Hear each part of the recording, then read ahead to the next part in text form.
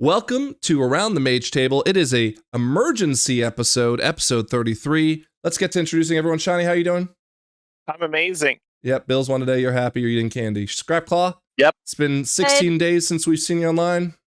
I know, I've been busy. Playing hardcore still? Well, yeah, when I get a chance. Yeah. And Technique, Good evening to you. How are you doing, sir? Glad to be here, man. You know what I find super repulsive is when people just eat on camera. Right, Technique. And they just stuff their face and they're trying to talk to you. It would only be funnier if you grabbed a handful of popcorn and shoved it in your mouth. Face. Only while trying to explain something to Shani, so he goes mental. Yeah. Technique, why has one of our Discord channels been renamed? Oh, I renamed hardcore, it. man. Thanks, appreciate it. Can you tell us what happened? Yeah, I was where was it? Desolus. I was questing alone in Desolus. I couldn't find many quests to do, so I was like really desperate to get this quest done. I walk all the way to the northwest side of Desolus for this, what turns out to be an escort quest. I didn't realize it until I got there. So by the time I accept the quest, I'm like, man, fuck. I really shouldn't do this. Did it anyway. She spawns like 4 centaur people. I charge in, challenging shout, and use retaliation. And guess what? Retaliation doesn't do anything when the centaurs net you, take a step back, and start shooting you with fucking arrows. So I feel like that's not a mechanic they use in modern WoW, where they like root you and then back away for a second. It's so horrible. That's something they do need to bring back to current WoW. Retaliation is like a 30-minute cooldown. It's fantastic. It's a game changer, but only if things are meleeing you. You know, and when they net you and step away, it's just ridiculous. I would feel bad for Technique, but literally like the day before, he bailed on an escort quest in Desolus, but a different one because it was too dangerous to do him by himself. I was going to ask. I thought you were warning him, Scrap, not to do it by himself, and I did. Yeah. Well, while we're piling on to Technique. But I also wanted to talk quickly because this week I completed the question mark Zekthir. Shani? Yeah, everybody did. Yep, I did too. Scrapclaw, did you? I did it when I had less gear. Long ago, yeah. And then Technique, have you done it yet? I can't believe you guys still play that game. I stopped playing WoW Retail.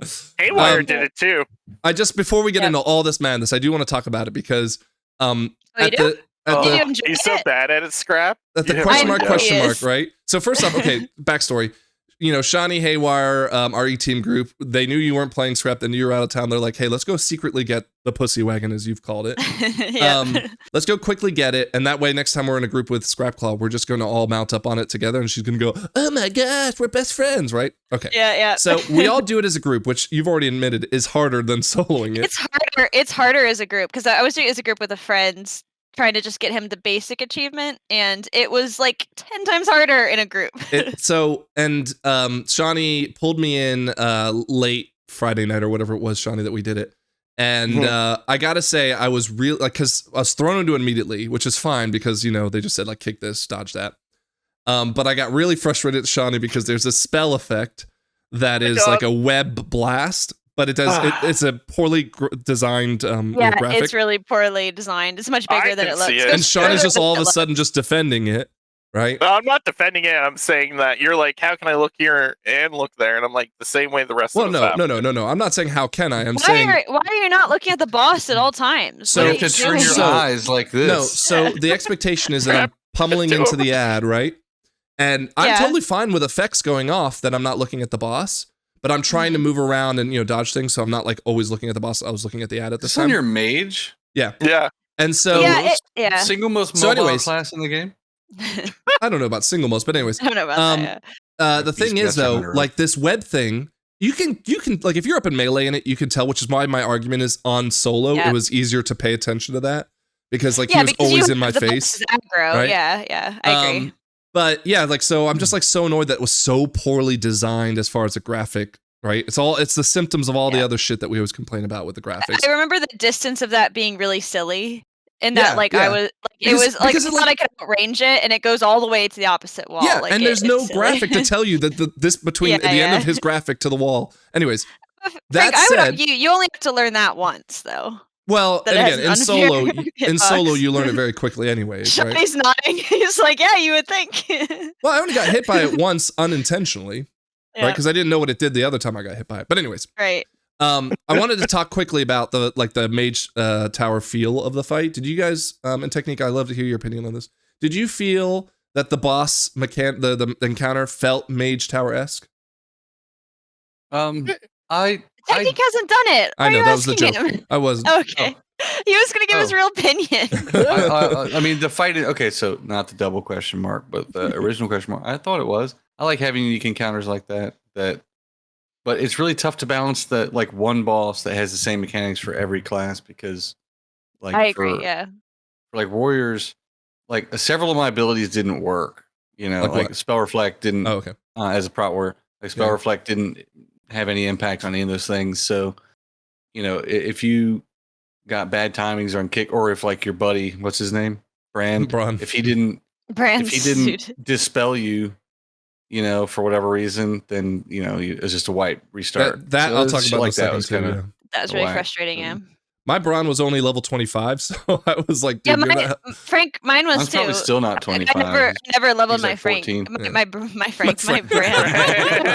Never leveled my Frank. Never leveled my brand, but at level 25, it was okay. The only thing I used him for, because he was inconsistent dispelling, was picking up the bottles on the ground, and I got through the whole fight just doing that. Oh, let's see. You had him as a healer. Yeah. Shani? Yeah, I liked it. It was nice to have something for a change that, when I achieved it, felt really satisfying. But yeah, it was a little janky. I guess it felt to me like Mage Towery. Yeah, it was fun to take my time, figure it out, get it. I was happy we got it as a group also, because I'm getting it solo was a lot easier. Yeah. So it's I think the group achievement should be the harder one. It's you have to do it with more one person, and then you get the wagon. Yeah, and I just, like I said, I wanted to talk about it because we finally got there, but I was actually really pleased to see it was a point where every single spell, I felt like I was screaming, going, oh god, oh god, oh god. But it was fun. I heard the echoing feature of it was janky, because Bron was, at some times, very helpful, and at others, completely useless, right? Yeah, I think the jankiness of the fight entirely comes from Bron. Yeah. I think the portals were a little annoying, just the randomness of it. Mine ported me right outside of the actual instance. I'm in it, I hit a portal, I'm like, how did I get outside the fight? Yeah, they were very annoying, but they weren't janky. They were predictable in that if you walked into one, you were gonna get moved somewhere. All the mechanics from the boss, you know, to a degree, were fine. It was Bron. It was all Bron. Yeah. I had Let's talk about this right quick. At all, yeah. Is it Bron or Bran? I think it's Bran. Because Bron is the guy from Shadowlands. Can we rename him Frank? You were just calling him Bron. Who's the guy from Shadowlands? Bron on the skateboard, Frank. How could you forget? Bron. Was that Bron? That was Bron, wasn't it? Yeah, it was Bron. Anyways, okay. Let's look. Yeah. Delves so are Delves. I think they. I just want to give credit. I think they pulled that off to a degree, right? I was happy with Frank, it. Are they going to do a new boss for the next season? Yes. Let's talk. So excited. Okay. Yeah. This is why we're here. This is why there's an emergency. It's 85 Christmas Eve and we're open. recording this video. No, I'm joking. It's not Christmas Eve. Yeah. But we pulled Scrap away from her family. Shawnee said, hey, let's go, have a romantic night with my wife. And we said, no. Yep. Technique wasn't doing anything like he always isn't. And we are going to talk about all the news that came out this week. It was like Christmas for anyone that plays WoW. Before we jump in, Shawnee, have you heard any of this news? I've seen almost none of it. Some of it briefly, but then you said we're going to do the podcast, and I wanted my reaction to be somewhat excited. Okay. So I didn't want to PTR the news this time. I was like, let's just enjoy it together. And Scrap, you've said the same. I've seen a couple of things, but I've not read anything because I've been just really busy. And we've been linking stuff in Discord. Okay, Shawnee, what were you saying? I'm sorry. I just want to say I had a tremendously fun time trying to kill double. I actually did. When we did it, I just want to say I had a great time. It was probably the most fun I had in WoW in a month. You definitely did because you were having no trouble dogging on me as much as you possibly could. Okay, that's the most fun part at least I didn't die when there was a bet saying who's dying first. So that's all I'm saying. Yeah, that was haywire. Technique, have you read anything? No, but I had a lot of fun playing Dota last night. Yeah, I was sorry, man. I was very tired. Just having a good drink, having a good time, getting as toxic as possible because that's what Dota's for. What you do. Okay. Let's jump into the news, okay? lots to talk about. We'll start with the most pressing and important of the news. Transmog. There are little Santa hats on all the eggs in Narabu House. Nope, joking. Okay. I'm going to tell a joke. No, that's not really that much news. Okay. I'm going to tell a story here, okay? Because last we spoke, we didn't do a news episode. We did the trivia podcast, right? There was actually some news that came out that we wanted to discuss about, but we didn't. So let's quickly jump in there. So first and foremost, there were more buffs, more nerfs. That's actually kind of nice, this late into a patch. They're still looking at that. So here's our little graphic from Wowhead. Thank you again, Wowhead, for that. Affliction, which we thought, all agreed that sucked. Unholy got some buffs, which is actually kind of nice. I've seen them in some groups and they've been doing well. Demon Hunter saw some stuff. But anyways, I just want to say that's nice. It's nice to see this stuff still getting tuned, even if it's an 11.0.7 patch and they're still tuning. Still nice. I wanted to call that out. We also got, there we go, some Mythic Plus tuning specifically around Dispels and Tank Busters. So even though it's late in the season, I still think it's good that they're doing this. Tanks won't get absolutely decimated on most of the things you'd expect to see them decimate them in current keys, which is a huge deal because, again, we've talked about this in the past. A tank would sometimes run into a pack and the very first, specific spell here would absolutely destroy them. In fact, what was it the other night that we were doing with Haywire? Stonewall? No, it's not on this list, but it was in Dawnbreaker. There's mobs that will charge the whatever threat target they have and do this heavy slash on them. And he pulled 3 of them at once and essentially died on the pull because all 3 of them slashed at the same time. Not on this list, but that's also because you can not pull 3 of them, Haywire. But yes, Stonewall, it was on here. Especially one that I would like to call it the Master Mechanist, that Igneous Hammer was nerfed. Again, all these things, great news. Really happy to see it. We're not going to spend too much time talking about them today. We will slow down for just a second, though, on, if this loads, the massive crest changes that went into the update, okay? So we'll first read the original post, which was essentially saying, from this point forward, we will see an incremental two crests per step up in key with every key type. So carved for the 2s and 3s, runed for 4, 5, 6, and 7, and gilded for 8 and above, up to 12.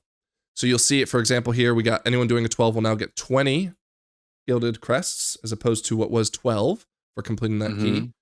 That's a good change. Yeah, good change. But if they don't complete the key, which is over here on the right, they will still get, I think they said it was 75% of what the original key would have been, which is, I also think, a great change. This was a huge problem for my alts because, we do carry runs and, we wouldn't time it, which would be a huge detriment to building crests on my alts. That is a huge help. And on top of that, the gilded crests needed to upgrade your gear is dropped from 90 to 60. And, the achievement. It's the crafted gear. Yes. The achievement was dropped from 639. This is what allows you to get discounts on your alts for upgrades.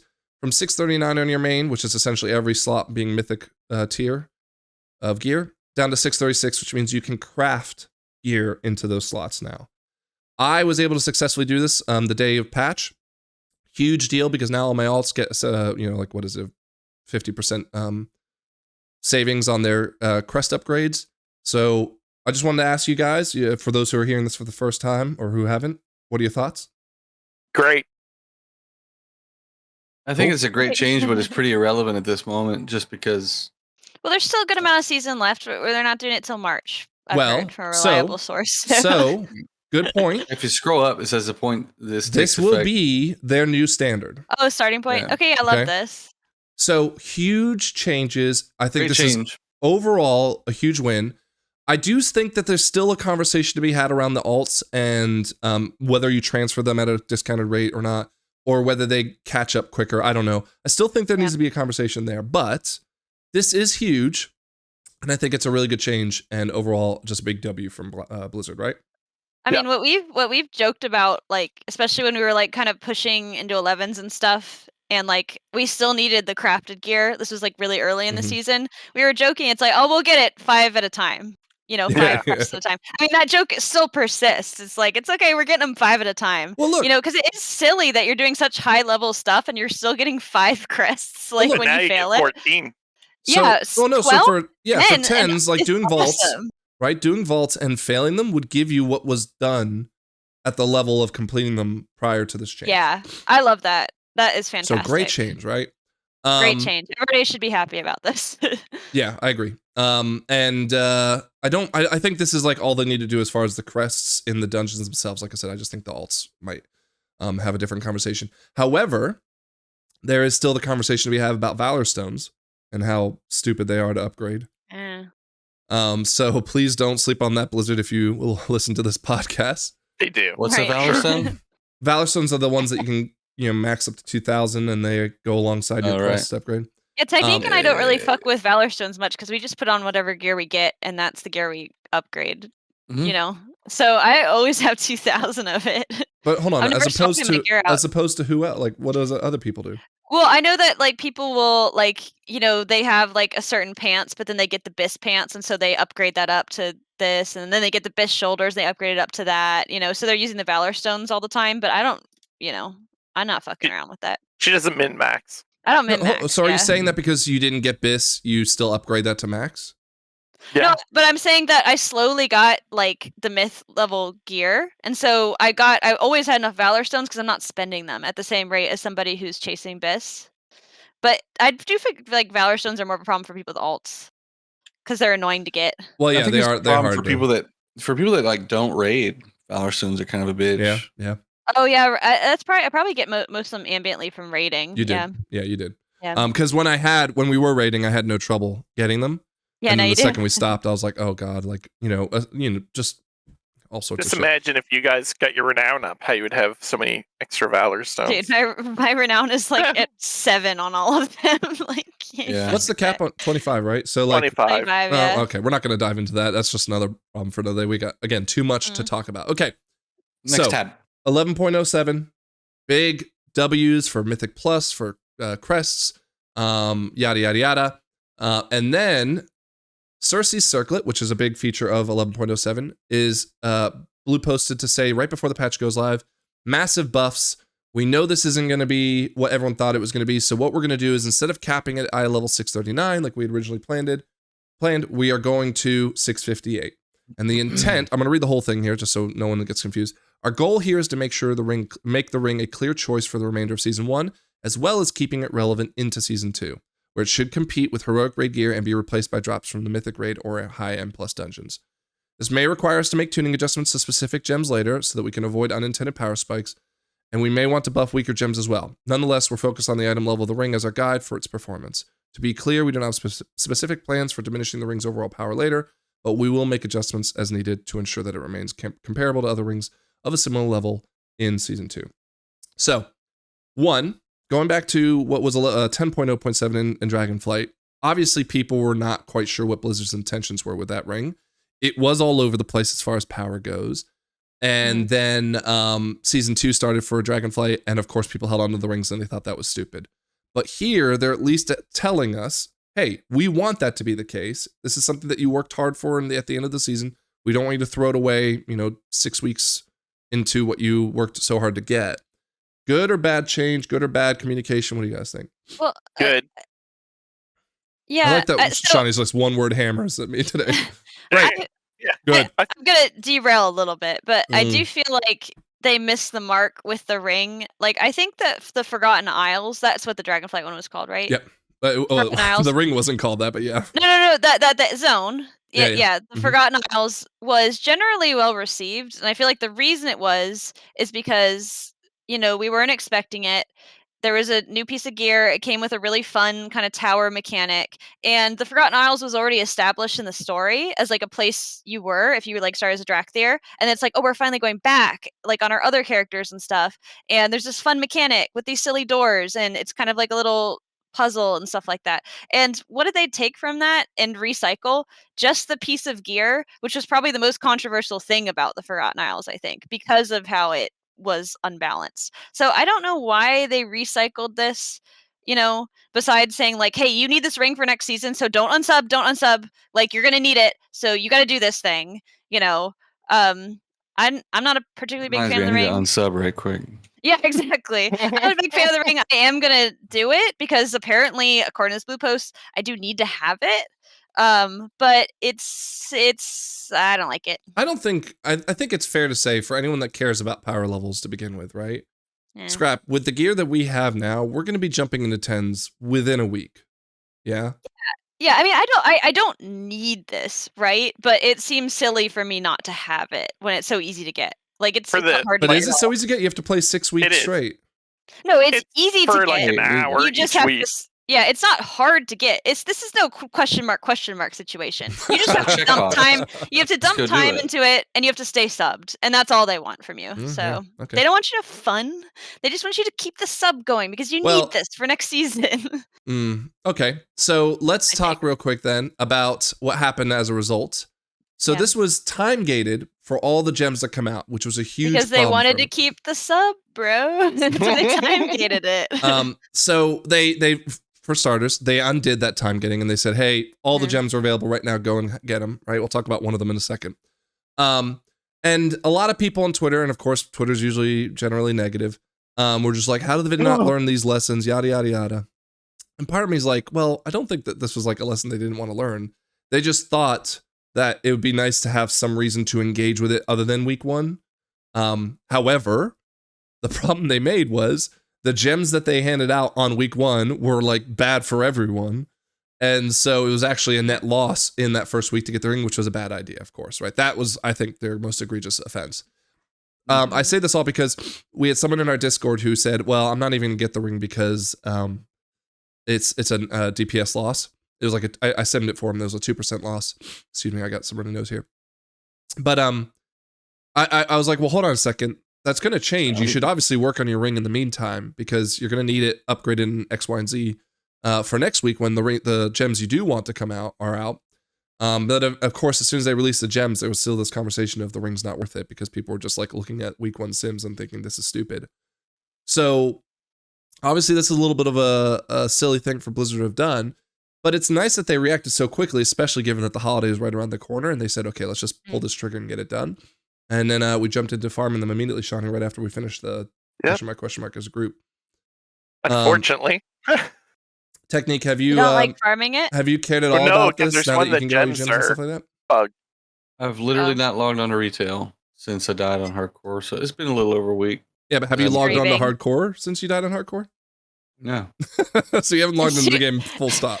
Well, okay. Since I died, it's not that. Since I died in hardcore, I did log back in. I sent all my bank gold to my pals. My trust fund was. Is that why Scrap was able to afford her mount? No, I bought my mount beforehand, and I have done right by his 7 gold that he sent me. I sent you 25 gold. You sent me 25, okay. I sent you 25, I sent Dookie 25, I sent 7 to Ioski because he's just a baby boy. Well, nice. The faux pas, you didn't even send me any, goddamn. The faux pas continued because once they released all the gems, the one gem that everyone wanted the most, which is the Fathom Dweller's Rune Citrine, was not dropping because there was a bug in the world quest. And as far as I can tell, that is still the case today. Now, yeah, I just tried it earlier. Haywire has a trick, apparently. He got it. Well, I got it on the first night because what I did is I stood at the mouth of the cave and was just trying to stay within the area of where the world quest was while they killed it. It didn't work at first because the second, before they killed it, it disappeared. But what I noticed is that I think if you trigger a part of the quest where the NPCs outside the cave run into the cave, you'll notice that the marker for the quest moves into the cave where the boss is, and that's when you get credit for it. So there's something that's causing the NPCs, which you can even see because the cave doesn't crumble open in the proper way. Hopefully Blizzard gets it fixed, but I will tell you from personal experience, you can get that. You just have to figure out what is causing that to fuck up. What's this gem is like a huge boost? Yeah, it does, more than 1%. It's a mastery game, but it also can make your other. So it gives you, in this case, 1500 mastery. But it also makes your other gems proc higher based on your total mastery. So especially if you're a mastery based class, this it's a better ring in general. What? But the other 2 gems, one of them is a healing gen. I think the other one's just like a flat. You hit 2 mobs for X amount of damage, if I remember correctly. So, man, what is the rush, dude? Get it when it's fixed. Why are you standing outside the cave and doing trickery? Because we're not playing hardcore with you? You don't need it, man. You don't need it. Well, that's a take that might upset some people. It's because there's nothing else for them to be doing in the game right now. I guess so. I don't know. I don't know. Get the reindeer. I look. So okay, let's talk about this quickly. I'm running around on the island to get all the transmog and mounts and stuff too. So Yeah, but I fully support the idea that people take a break from the game every season, right? Like that's totally okay. Right. There's tons of games out there. PoE just launched. No, there's not. Marvel Rivals is going really well for some people. I feel like you say this to the podcast. Two is still strong. You're unsupportive to me because you're always asking if I died in hardcore. Well, you know why though? Because what did you tell us the second would happen? Once you died, you said you do what? I don't remember. Level your mage. Oh yeah. You fucking donkey. Dude, I didn't want to level my mage so hard that I've been killing it in hardcore. And then you just like erased it from your mind. Anyways, so you really don't want to be a mage. Yeah. It's making me so good at WoW. And I really don't want to be a demon hunter. Well, we're gonna worry about that when season 2 comes out. Come back to that. Yeah. But I do want to say though, like I am still having fun, and it's mostly because of my alts. But I actually kind of got like a second life on my main as well. But I don't think that's necessarily something anyone else should feel about if they're not playing it like that, right? I do want to take a quick detour on the fact that if you were to read again Twitter and or the like of social media, you would think that this game is dead based on what people are complaining about with how shitty the season is, and I'm putting that in air quotes. However, the data doesn't suggest that that's true. Lincoln Lo-Fi Banshee on Twitter always is the person that pulls in data sheets. And here, I'll pull it up real quick for you guys. I saved it, I think. The long and short of it is that there are more keys. No, there's not. Okay. Oh, that's right. She deleted it and put it on Blue Sky. Okay, I'm not getting into that now.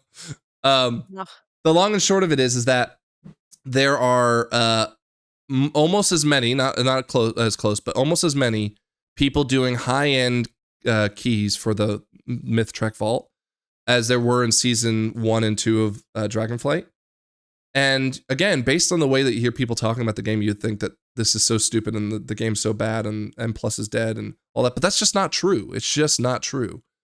And not true. And yes, of course, some high-end people aren't playing as much, and the MDI might be in trouble, but that's not who I'm worried about. Like they have their own problems. I do. Yeah, I want to say I do see what they're seeing. Because, like, a month ago, I was trying really hard to get the 12s done and stuff. And, like, there were always, like, a ton of them up on the group finder, right? Like, at least 10 of every key you could find it. Now, would you get into them? That's a separate problem. Whatever. But now, it's like, if you even look, like, if you even put 12 into the finder, it's like, there might be, like, one OCE miss or something. Like, if you search for miss, and it's, like, only needs a tank. Like, there's definitely visually to each individual player. I can understand where they're drawing that conclusion if they're trying to do keys at a certain level and they're pugging. See, that's not my experience though. I found plenty of 12s. What level at 12s? Yeah, I'm not getting accepted into them, but that's just because I'm thinking there's compared like to last month, not just like looking at it now. I'm doing a comparison. Yeah. I don't know if they foresaw this when they made these changes, these dramatic changes to their M+ structure, but like that brick wall between 11 and 12, it makes people not play anymore. When they've done an 11 on everything, plus and then they go in. Yeah, and then they go into a 12 and it's like an immediate wipe. And they do it again. It's like, all right, well, fuck this. There's no additional reward in a 12. Now there is through additional. This could lead into a new. Well, isn't there a topic, Frank, about? Yes, we'll get to that. We'll get to that now because we got to lead it. No, I got a whole. Go ahead, order. Skip ahead. We're talking about. I don't know where it is in my whole order of everything. I literally have 15 tabs open. Okay, Paul. I can see season 2. So hold on. We'll put a bow on this and we'll move on. But obviously there is less statistically because there's less keys done as there are with every season, right? Yeah. And I think comparatively, it is the same as every other season. So yeah, but Frank, every season, people say, "Oh, it's dead now." So I don't agree with that, but okay.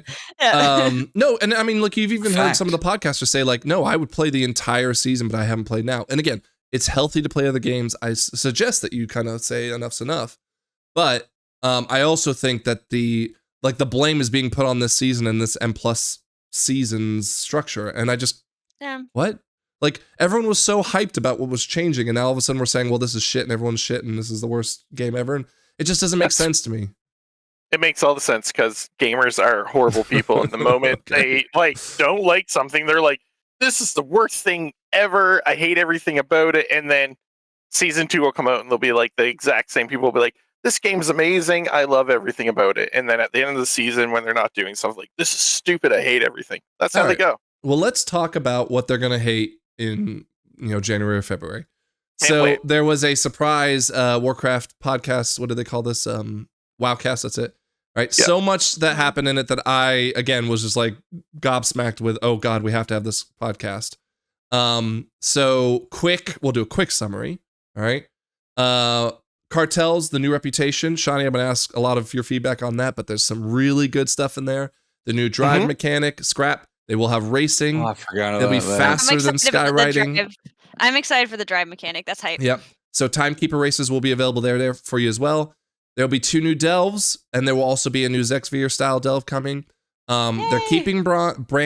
They're keeping Bran as a companion, which they changed, but I think we talked about that already. However, they're giving him a range tank specialization. That might be important for maybe future classes like Tinker, but we won't dive too much into that. Season 2 comes with a new dungeon, which we've already talked about, and also the new raid, of course. Tier sets, we'll get into that.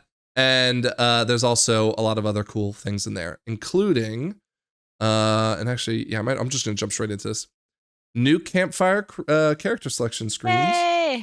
Possibly. Now, this hasn't been confirmed with the blue post, but you can see here, like, it looks like you'll be able to choose. Here's the original one over here. You can choose some other ones, and it looks like you can just, like, have it randomly choose one every day. So, not much to go on other than we know this was something they were wanting to do. And I just, Scrap, you seem to be the person that was being impacted the most. Yeah, I mean, I was just going off about, like, at the beginning of this... The opening screen in the game? Yeah, this just came up again, and it's a meme at this point. But, like, at the beginning, when this season launched, everybody was reassuring me. It's like, oh, the warbands, it doesn't look that cool, but they're gonna add stuff. And it's like, oh, the load screen, not the login screen, like, it's gonna change. And it's like, okay, none of this shit has happened. So, like, you can't be mad at me for stopping giving them credit for not doing, for potentially doing something down the road. Okay, aside from the login screen, which did change by definition. Because remember, it was just after that, because okay, so then they were like that, and then they were like, oh, they'll probably add stuff because it still sucks. It's not a cool login. It wasn't screen. great. Yeah, I'll give you that. Yeah, it will develop as we progress through the game. You can't just keep login saying, screen will but Scrap, we don't know if that's not going to change because it hasn't happened yet. Okay, yeah, exactly. But so they don't get credit for doing something that hasn't happened. No one's trying to give them credit. You're just already taking it away from them. Because they haven't given me anything yet. Yes, they haven't given me anything. Not even up. By default, they get 0 credit, But here is something that's like, okay, they actually are adding a couple of things. These are not great. They're still like, I feel like this is very basic shit. This should have launched with it. This is basic? This fucking casino. Yes. I feel like it should have launched with a couple screens. But you couldn't launch with that goblin one because it's for the next season. No, that's I know, fine. but take that out. It should have launched with one for each of the zones, and you unlock it as you do the zone story or something like that. How hard could that be? It's just a fucking slightly animated, like. How like hard could that be? Assets. I'm just saying, somebody. You don't have the faintest idea of how hard it could be. So why are you? Somebody write me an essay. Write me an essay of how hard it is. I could, but I'm not. I'm not going down that fucking. No, not you. I'm asking somebody qualified. Someone who truly understands agile coding. Anyway, I think this is fine, but it's not. It's a good start. But again, I'm not going to give them credit for oh, they're probably going to add more cool stuff. Like add cool stuff, then I'll judge it. So hold on. So since they've added 5 screens, right, or 4? Well, technically 4 screens, right? You're not willing to give them credit that they're going to continue to add to this down the road? No, dude. This is like the whole Tesla marketing strategy. We're gonna go into midnight with the fucking 11.1 casino. I will give them credit for 5 screens. That's what I'll give them credit for, and I'll give them one of these. Okay, that's all they get for that. Sean, remember when you said gamers are the worst humans in the world? Next 100%. Right, Technique has something to say. Hold on. You should be able to go to any zone in the world, point your camera where you want it to be, and say, "That's my background." They fucking had that in Classic. You should be able to do that. Eyes of the Beast. You can just click on a spot and chill there. Yeah, there's a button you press. But you record for like 30 fucking where seconds. Where does it record to? Does it record to your computer? Background. You put a fucking recording app on it, dude. I'm just saying the game should have that built in. So easy, everybody. How stupid are you? It's not that hard. Okay. You can literally record the ambient background for X amount of seconds and then plug that in and make it your. Anyways, I give them credit for 5 screens. Great, nice, very nice 5 screens. I can't wait. Next topic. All right, everyone. A moment of silence. Screen. A moment of silence technique. We have lost someone in 11.1. Mm-hmm. Anyone that's playing Augmentation, you are officially dead. Augmentation Evokers can no longer buff tanks and healers in patch 11.1, which effectively destroys their meta status, which of course they've been in there for 4 seasons now. Shawnee, I'm sorry I interrupted you. What was your? I think they're going to reverse this. Oh. Yeah, they have to reverse this. Ooh. I think they'll reverse it. I don't think they'll keep it that way because I think everyone's going to be like, you decimated this. Dude, I think it'll go back to how it is, and they'll tweak like some little other thing somewhere else that's not going to... Yeah, I fully think it's such a big change that they're just going to be like, we screwed up, we overtuned the change. Here you go. Have it back how it is. And we'll figure it out later. I'm shocked they're taking like a cold turkey approach. They're just like, no tanks, no healers. Why don't they just say, hold on, what do you mean cold turkey? They've been trying to nerf this for like 6... No. Can't they take it down by 50%? Just to adjust the knob, say like it only affects them half. I think that they already did that kind of tuning on it to begin with. That effectively would be the same thing though anyway, right? Because they just wouldn't choose to buff the tank or the healer at that point. No. These are like just and plus, everyone gets it no matter what. I don't know enough about Evoker to really make a smart comment about this or an educated opinion about this, but as somebody who pugs keys and I invite Evokers or whatever, like there's a huge risk making one of your DPS like useless if somebody else dies, right? Yeah. Like you're betting on everybody's gonna be live this whole fucking time, this whole fucking key. Now hopefully at 12 like you already are betting on that, or like 11 or 10 even, like you already are kind of hoping that, but there is a chance that like one person dead is gonna like suddenly make something not possible.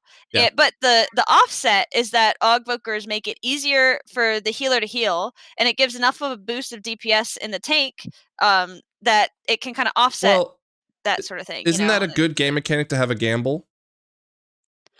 Yeah, because but I don't like to gamble. This is okay. That's not for you though. But like, okay. So in fairness, I don't think they're going to revert this because, to your point, Shawnee, while people will be upset to a degree, a majority of the people who've been like harping on this for seasons now have been calling for this to happen for a while, right? Most people wanted Augmentation out of the meta. You can see it even in our own Discord, but it's still possible, of course. But what they did is they buffed it so that the DPS would see a higher benefit now. So it's again, to your point, Scrap, maybe you don't want this and that's fine. But the idea is that the 2 other DPS now will get a lot more, 25% on top of what they were already getting, more of their DPS. So it's going to feed more into the DPS now as a result of losing that effectiveness for tanks and healers. But the reason why Augmentation was taken was because in those high-end keys, it essentially, this may have changed since that was said, but it was essentially dropping the difficulty for healers and tanks by 1 to 2 keys because of all those other buffs. I think that you were taking the risk of like having a less effective DPS member, I guess, for those, especially for like those mechanics where you might need, like I had a really hard time with an Augvoker in Stone Vault once, that boss where you had to kill the little guys. Mm-hmm. The 3 little. There's things like, we were blasting them down, but just like not having 3 people. There's a lot of places where it's harder, and the trade-off you're taking is that it's going to be easier on the healer. It's going to be easier on the tank. There's really good control. So now it had better be a really sexy buff for DPS in order for it to offset the risk. Like, well, it's 25% more effective than what it was. That sounds good. I'll have to see how it plays out. I don't know that this is going to fix the problem. It feels like too simple of a change and a frustrating change. But I don't know. I don't play Augvoker. I don't have a dog in this fight, really. So. Well, I do have a dog in the fight. Go on. You should note that this says these data mine changes are not confirmed in the main development notes. So it looks like it's a potential the main change they're considering and are kind of tinkering with at this point. They didn't announce it in the PTR notes. It didn't. Well, that's because because there are no It's been PTR data notes until the mined. PTR goes live in January. So Well, everything's it says- data mined right now. But there are development notes that didn't include this information. So Yeah, the development notes you were know. on Hunters and Druids. that said, what a boring fucking ability. Ebonmite gives you primary He's stat learning increase. about it for the first time. Wow. No, I mean, obviously it's important, but Jesus, dude, can we come up with some like more interesting ways to do more damage and more heal? You know, wow, you gave me strength and intellect and agility. Like, come the fuck on, dude. Let's do something different. I don't want to have to significantly change my gameplay because I'm taking somebody else. You know, like Augvoker, suddenly my rotation and my spec changes. Like, well, hold on. Where are you guys going? Hold on. No, what I was responding to is he said that it's not interesting for the people getting the buff, right? Okay. Yeah. It's okay. It's I don't just, want that to be interesting. For me. I don't either. It doesn't have to be interesting for me, enough. the hunter that's getting the buff from the dragon. I think it should be interesting for the dragon. I think rather than just saying, okay, I'm giving you a temporary fucking technique. They don't just press a button and then like they're doing stuff. They have a rotation. They have I know they have other things they're doing, but I'm saying gameplay, like that's so boring. They're not pressing one button and then everybody's DPS goes up. They're like doing stuff, man. How many like, buttons does it take to put Ebonmite up? No, in fairness, Technique, to your defense, Haywire's played Aug for us, and he said it was a pretty easy spec to play, but it's a very hard spec to master, right? So the ceiling was very low, but or the floor was very high, but so was the ceiling, right? Technique, and I don't know if you know this, but that's your brother, so don't call him an idiot. He's not an idiot. Okay. No, okay, so look, that aside, gameplay aside, right? Because again, we've already had Technique multiple times in this podcast tell the devs that they're being shit and that they don't know what they're doing. We will have a 2025 goal of getting you hired to Blizzard so you can be the idea guy for them. I'm just gonna be the guy that sits there with a microphone, like, nope, that's really dumb. Don't do that. So stupid. Don't do that. So what you do on the podcast? Like, yeah, exactly. Okay. Anyways, Augmentation. I don't think we'll be sticking around like that, but they might, of course, tune things differently because obviously this might be too much of a knee-jerk reaction. But I think it's good to see the overall reaction I've seen online is good. Yeah. Drive I details. Also, just like really quick last negative thing I want to say about that. What a like dog shit lazy way to fix it. Like, you know what? Fuck it. Take the healers and tanks off of it. Done. Next box. Let's keep moving. Okay, Mr. Microphone, what would you do? He just says no. He doesn't say I would completely rework how if he knew anything about Augment, he'd do so many things. I think they should have their own innate abilities that make, healing easier and tanking easier and DPSing better. So but not just by buffing other people's abilities like primary stat. That's so fucking dumb. I don't know what he wants. He's like, I don't want support classes is what I hear. He wants which is strange coming from the Disc Priest player. I think that like, if they land a crit, it's interesting things. Interesting things. I don't want my gameplay to change significantly because of somebody in my party. It shouldn't have to. Could you imagine tuning around that? 38 other classes. Sure. If you crit, this class gets this class gets that, this class gets this class gets that. Yeah. Technique, you're not committed to the short episode. We need to move on. There's no way moving on. Short episode. All right, we already talked about the drive fun stuff. LOL. Yeah, cool. Tonight. This is the new delving mount. Pretty cool looking. At least the mounts are goblin themed. Yes, solid I love that. Gold if you do the pussy wagon version of it, right? wait, click on that one. I want to see it.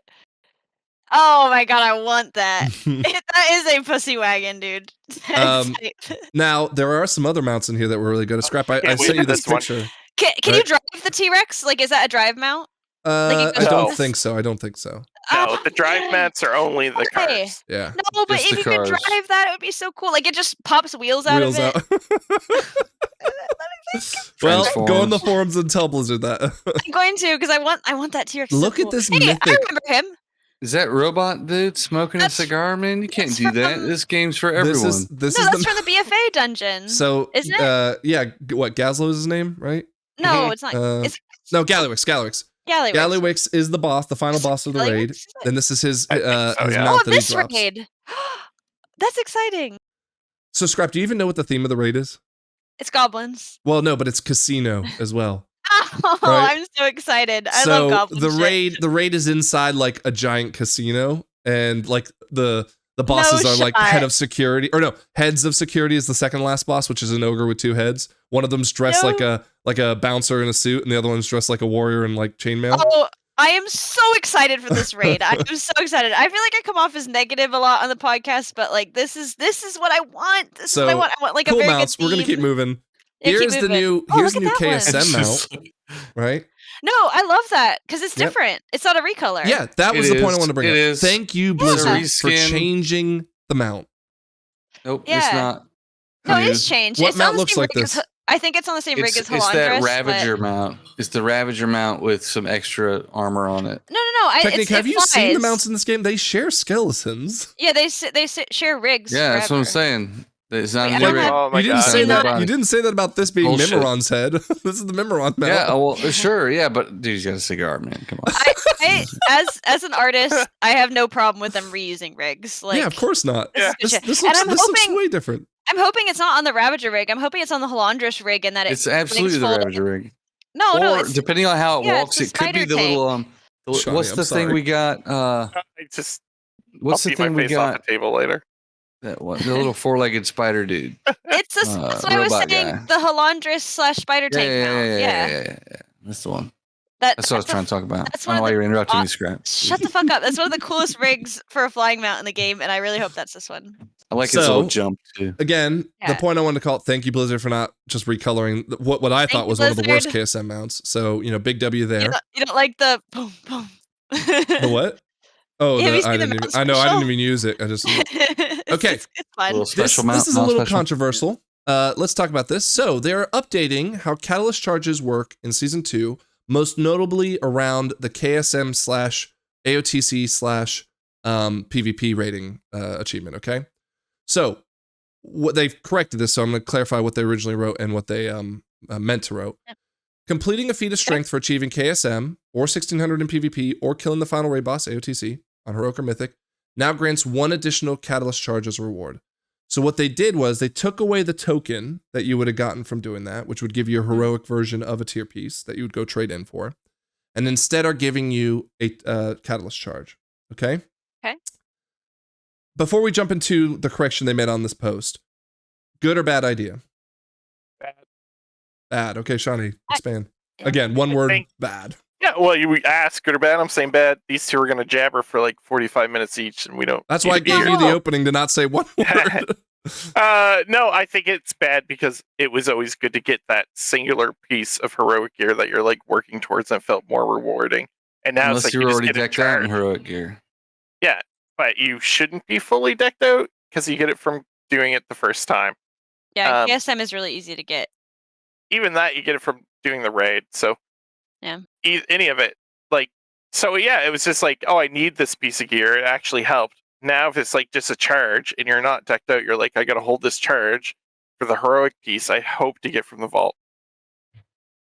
Yeah. Okay. Anyway, yeah, that's why I think it's bad. I think it should let you choose between the 2 rewards when you get the achievement. Like, okay, you get to either take the token, the charge, or you get to get a heroic piece.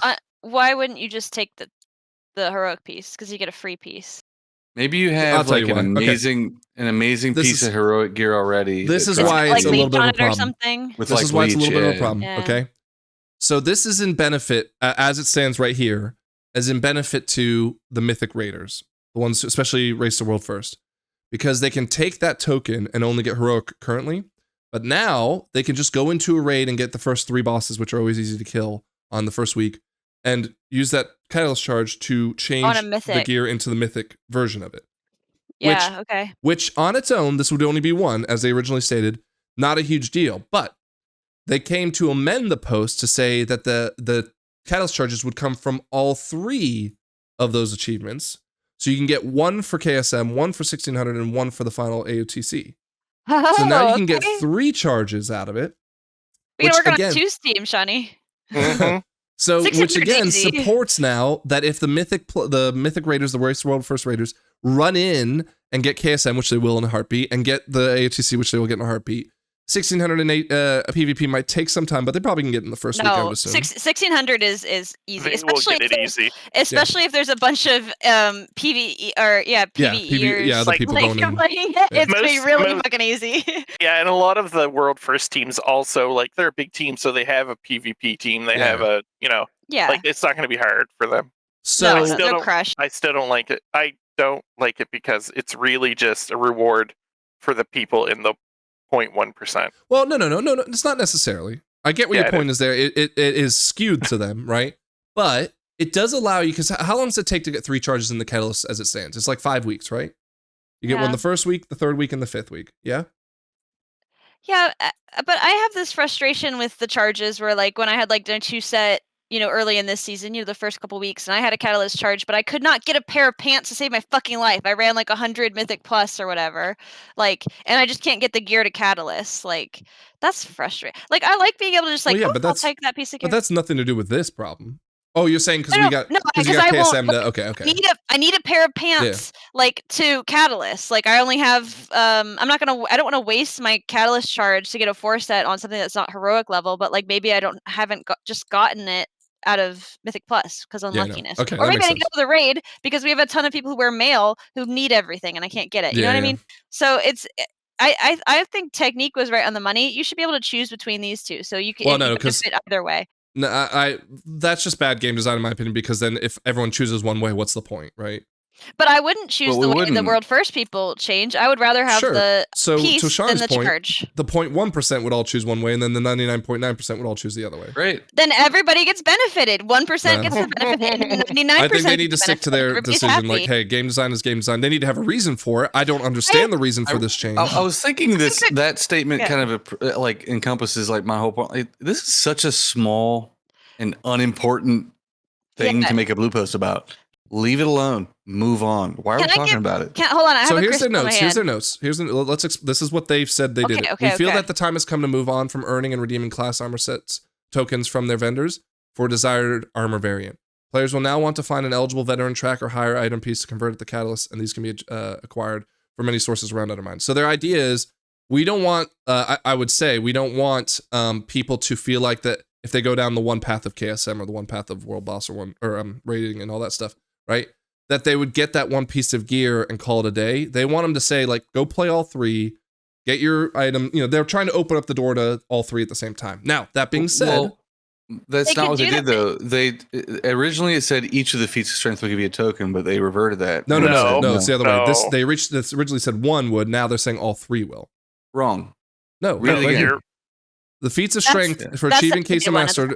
Read the middle comment. Due to the fact that the sentence started with each of the feats, many players rightfully thought that if you do all the Mythic Plus raid and PvP, they would get 3 additional Catalyst charges due to the noun being plural. Oh, however, I read this backwards. It seems this may have been an ambiguous statement that the statement would change to the development. So the second one is the actual you're right. Current condition. Worse. You get 1 token.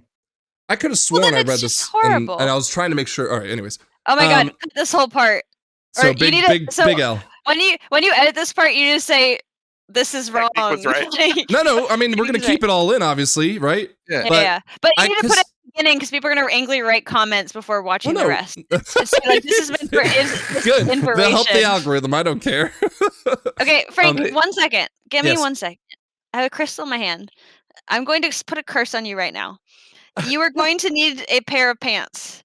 You are not going to get it. You're going to have this charge to transform. Scrap, I'm not defending this, by the way. I don't care. You are defending it. No, I'm not. I want to tell you why I hate it. Get this straight. Frank doesn't have any pants on. Scrap, I want to tell you why I want to hate it. I let you guys talk first so you can have the fucking forum, and then I wanted to give you my notes, and now I'm being fucking cursed? I explained it earlier because I already put the curse on you, so good luck with your pair of pants.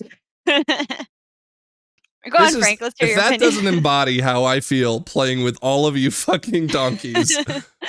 So, let me tell you why I hate this change.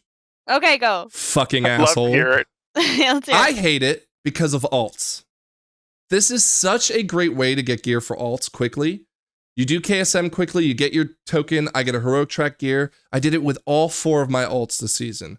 They were all like item level 610. I got my 8s done or whatever it was to get to KSM. And then each one of them would get 1 heroic piece of gear. Sorry, not even token, tier set right away. And for most of them, it was like their first or second and would put me in position to get my, 2-set bonus or 4-set bonus. So I hate this because while, yes, it does give me a catalyst charge, I don't have the gear on my ult especially to get a heroic, X, Y, and Z. You should be able to choose, man. You should be able to choose. Again, my position would be just revert the whole fucking thing. But yeah, my comment said, like, who at Blizzard said this was a problem and we got to fix it? It's such a waste of resources. But I think that balance druid, Frank, that Shawnee's you complain about. Tattles. Sorry. I'll give you the Shawnee 1 second, but Tattles, why? What's crap? Well, just because he's always complaining about stuff and then they fix it. Was he complaining about it? They don't usually listen to Tattles. I can't remember what you rant about Tattles. All right, Shawnee, what were you going to say? I'm sorry. Before we move on to whatever the next topic is, it should give you one for each of the things if their goal is to keep us playing the game, because then it might get that's people what I thought. to play more That was my factors. defense of it, if anything. I agree. So like they should be, you get one for PvP, one for raid, and one for M+. It'd be like, oh, I will, like, I think there's people I know that are that like sweaty that'd be like, I'll do PvP to 1600 at least.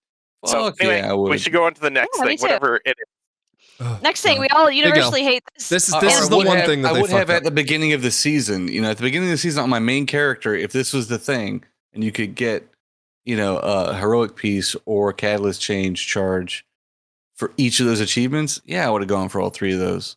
I can't see an environment though, taking out the 3 versions of it, I can't see an environment though where you'd want the charge over the token unless you're a mythic raider, right? Yeah. Okay. That's what we said. 1% of people would want the charge. Okay. So yeah. Let's move on. It's a terrible idea. All right. Here's some good news though. So Scrap theme. The theme is casino, right? Yay. The Renown Track is based off of a loyalty card for said casino. Okay. But there's some really nice things within that Renown Track. So for starters, free augment runes are going to be in there. Free augment runes? Shut up. The raid skip is built into the Renown. There will be a raid portal built into the Renown. As well as, allegedly, we haven't gotten a confirmation on this, but it looks clear that way, that there are 2 dinars in the Renown as well. For you to pick out what would ultimately become a myth track gear of something in the raid if you never got it. Oh my god! At level 17 and all the Wowhead wrote that, for fuck's sake. All the things are listed here if you want to know what they are, right? Okay. But you can see so I'll go through them really quickly. So the rewards card unlocks, profession tables will open in the area, faster eating, so you'll eat quicker in the raid, augment rune dispenser unlocked, transmogrifier and item upgrades vendors are unlocked, damage and healing increase, so this is the raid buff, the 3% raid buff. Rewards card is unlocked. The repair stations are unlocked. Out of combat speed increase. Jumper cables. So you can now res anyone you want in the raid if you are Renown 6 or higher. Awesome. Damage and healing increase. So again, the 3% raid skip. So this is where you get to jump to the last boss instead of killing the boss 3 times in heroic or whatever it is. Cauldron vendors are locked. Damage and healing again. Out of combat speed. Transmog token. So you get a token for transmog. I'm not sure of what though. Consumables are powered up in Renown 12. Damage and healing increased again at 13. Augment rune dispenser fixed. That doesn't make it random. It sounds like you at least get 1 to 3 based on when you use it. Oh, cute. Another transmog chip versus transmog token. Not sure what that is, but again, I'm sure we'll know more in the later days. Damage and healing increase. Raid item available, right? So this is the raid item, the dinar, okay? And there's apparently a new track system from, I think it's 10 levels total is what I read, that would get you to myth, what is the equivalent of 639 right now. Auctioneer will be available in town. Out of combat speed increased again. Raid item again, so dinar number 2. And then damage and healing. The Flarendo mount will be unlocked at 20, as well as a tidal and a raid portal. So you'll be able to port to the raid without being summoned. So, one, let's take out the theme of it. I think this is a phenomenal idea for Renown tracks.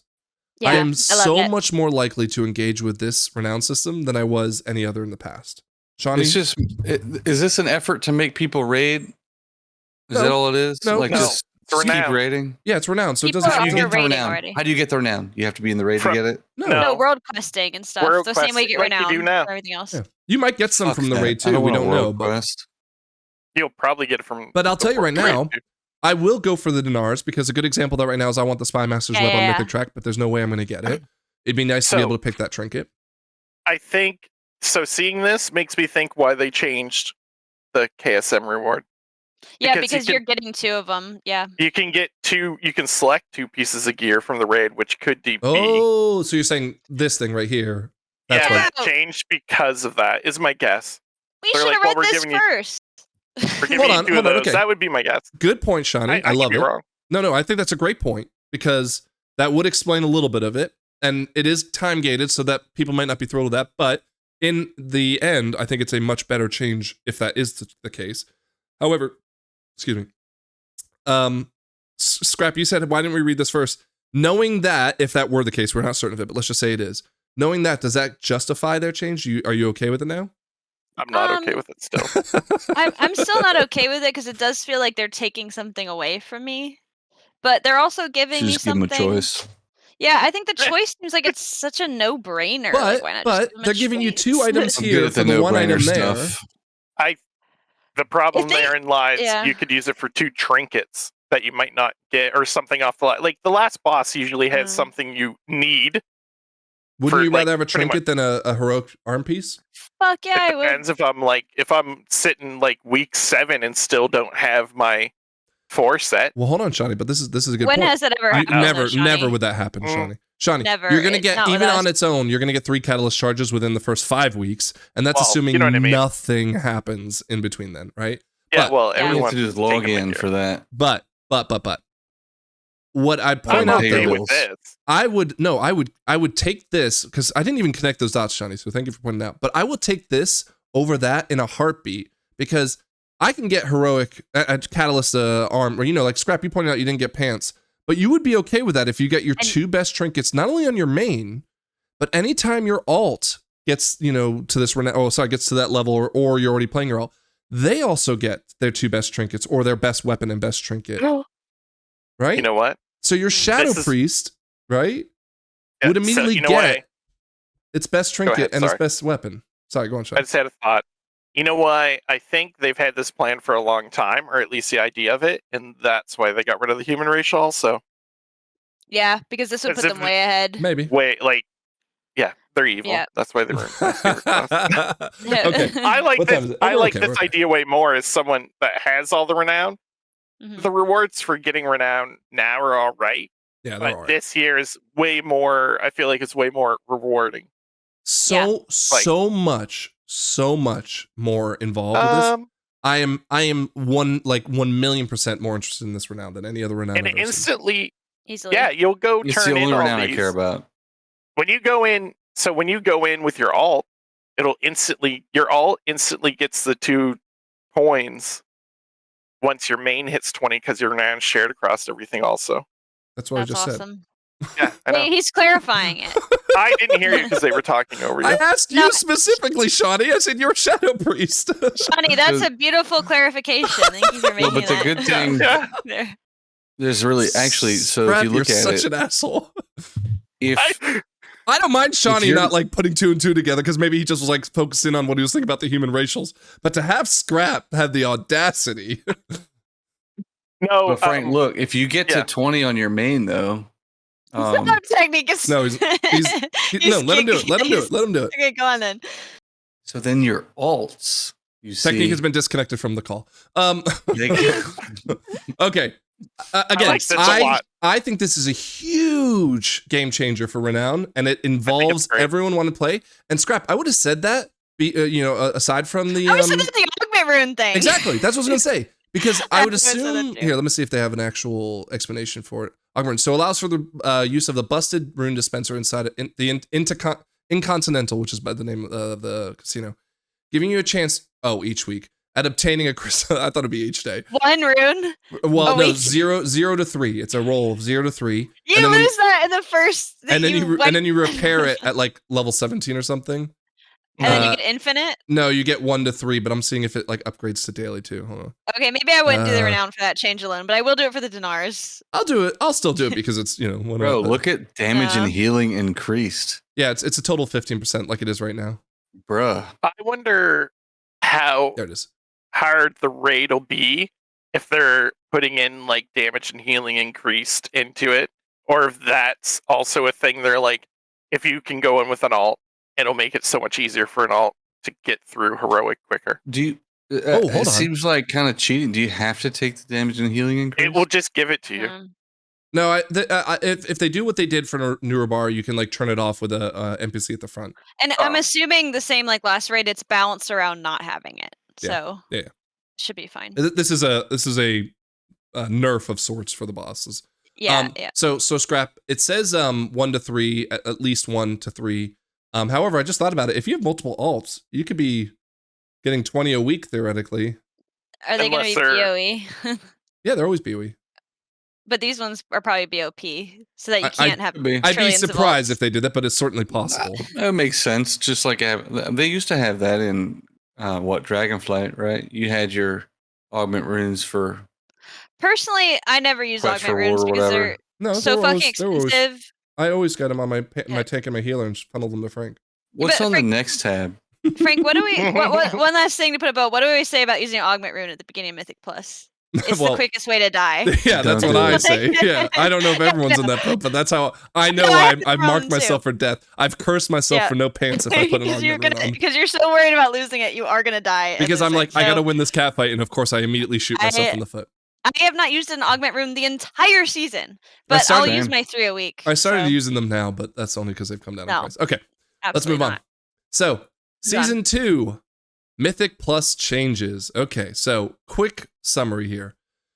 There will be a new achievement at 2850 called Keystone Legend, and the reward is failing to clear a Mythic Plus dungeon within the timer will now no longer reduce the level of your keystones below 12 for the season, right? It will not decay below 12 in the vault, and it can be lowered manually via the panda outside the portals, okay? So that's a good change. I like that. Great change. Well, here's my thing. I would have thought that they would have made it so that you don't lose levels past 12, right? Because that's at the point where people are starting to really push and like, I want to keep trying my 15 over and over and over again. Yeah. I get why it's not, because there would obviously be some concerns about like, well, do people then like cheese it in some way or another? But there's something that I heard on the Podyssey that stood out to me. I don't know. Those people that are doing 13 pluses, man, it's a different breed. They're grinding hard. Yeah, but that breed wants to be able to do practice keys. Well, sure, but they're going to grind it anyway, so they'll just pump up another key. No. Whereas I think this change impacts players like me who don't want to step into a 12 because I'm so likely to fail it, that now I'm just like, losing ground, and I don't give a fuck about it. Well, here's the thing. At 2850, you have to have timed at least a couple 12s. Yeah. Well, most of them. Yeah. To you get that score. Well, how it would benefit you is for you're people, 27, like 58 or something right now. Yeah. So what would benefit you is that people who get really sweaty early in the season, like me, can then offer my non-depletable key to you guys to help you catch up. We keep trying over and over until we get this is actually what the Podyssey said. It's going to allow those people to sell their 12s now and not lose any ground on. They can sell the 12 over and over and over again. Over and over Crazy. Yeah, I feel like it should have a limit. Like you can deplete it 5 times or something. No, I mean, that's when it just gets chaotic. Okay, so that is a good point overall, I think that's good. It does make me want to get to 2850 now, even if I'm not really going to use it that much. But I think about it like, well, how many times have I done 10s for carries for friends? And I feel like if I did hit 2850, I would continue to go, though. You know what I mean? Like, maybe. And then it would allow me to, because I'm not dropping 12s left and right. Yeah, I'm past 2850. I would love this change. I kind of like that it gives me a reason to want to get to 2850. And then maybe if I hit it, I'd keep playing. I hope that a title comes with it too, because I always said that there needs to be legend. Another reward past like doing all 10s, because doing all 10s There's no title. Oh, there should be one. No. Yeah, because it feels like there needs to be another reward. Keystone Legend, that's all. No, but then would you lose it would you lose that legend title every season? No. Oh, maybe not a title, but like amount or. No, it should be the war within Keystone Legend. This is what it is. So, I don't like it. anyways, think about it this way, Technique, to your point, right? So you're trying to get all your 12s done. You hate it because like every time you pug it, some donkey does something stupid, right? If I get half of them done now, I can easily push the rest. Now you'll always hold your 12 no matter what.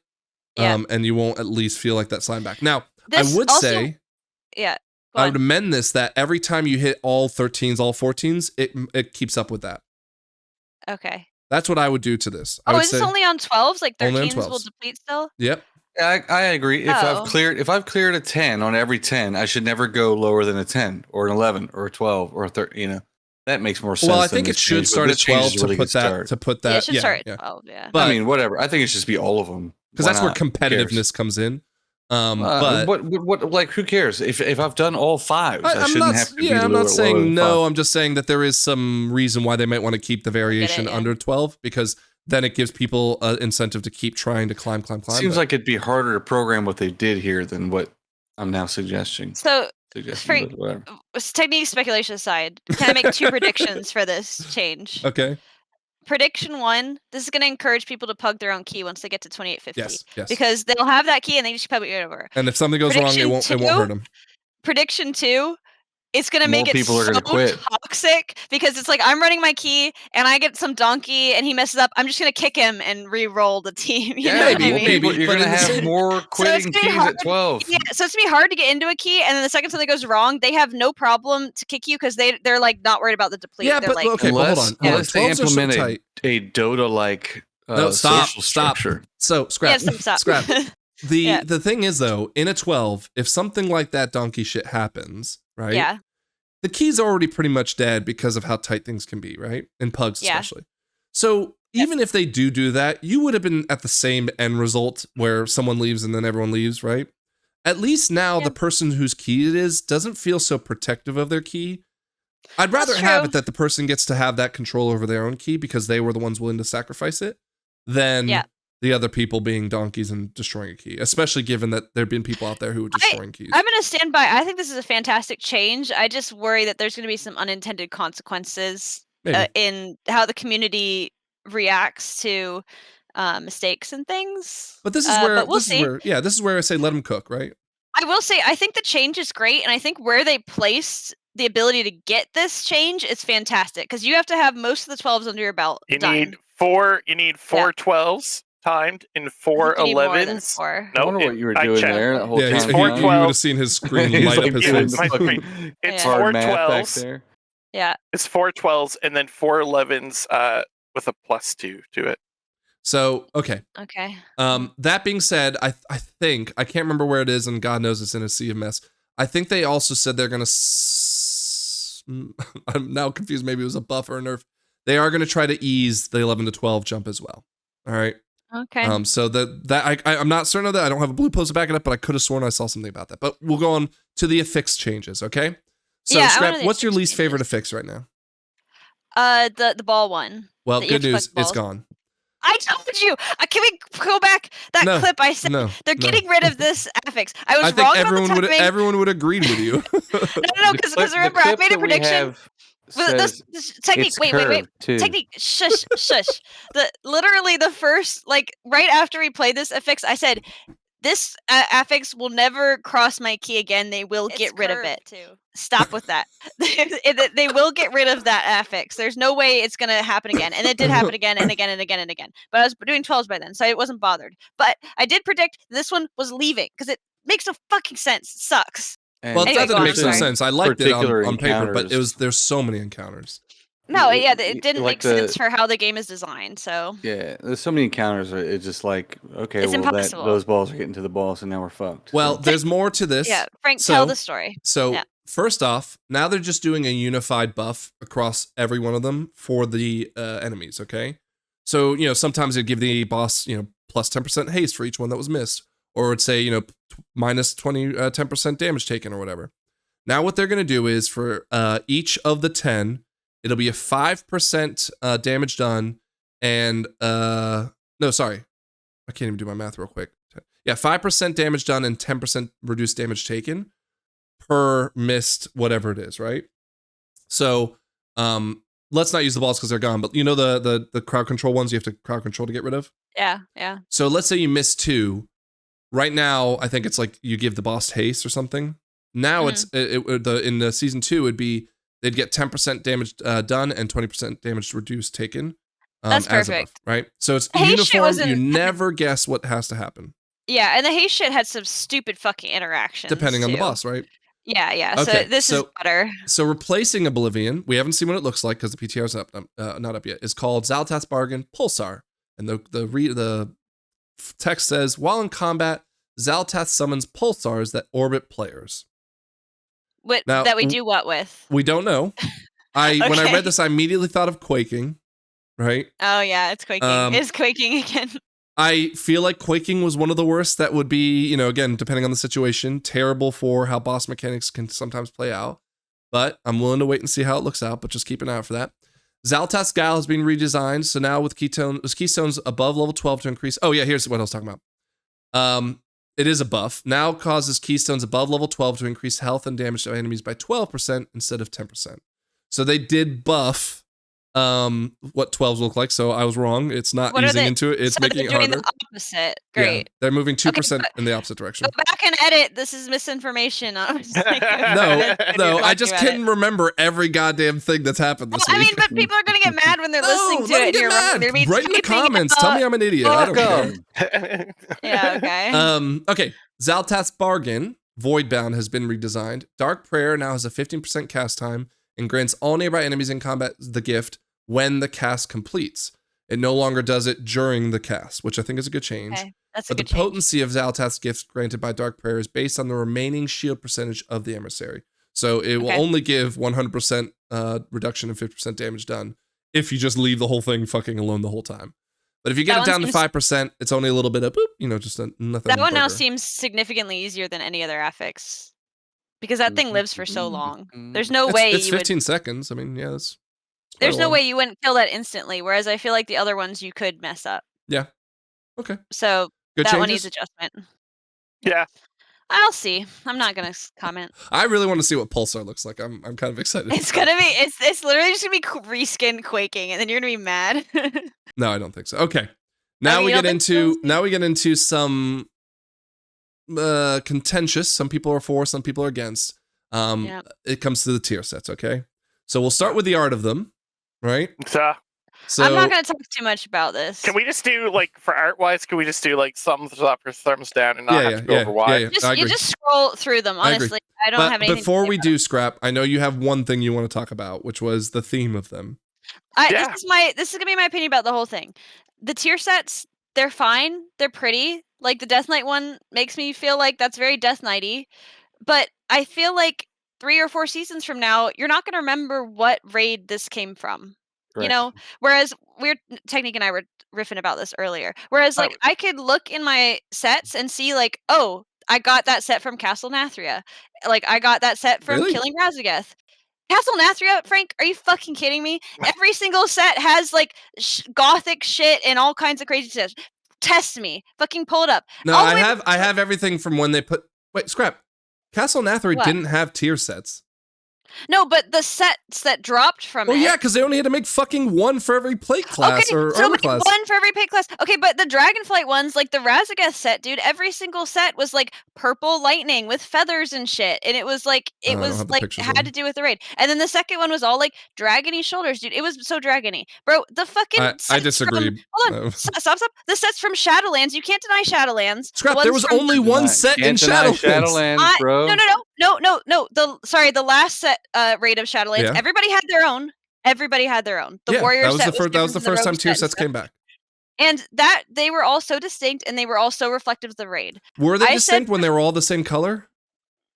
No, but they were all like the warrior one had these crazy blocky shoulders, and they were totally distinct, dude, from each other.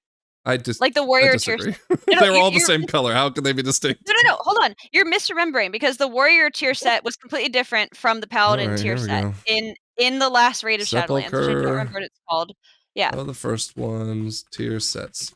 Yep, go for it. It was a different one for every class. Look, they're all the same color. The color isn't matter. They all look different from each other. Look at the warrior one. Of course, that's the case for every single one. But how is this any different from the color? I could not distinguish this from any other tier raid. It's gonna. What?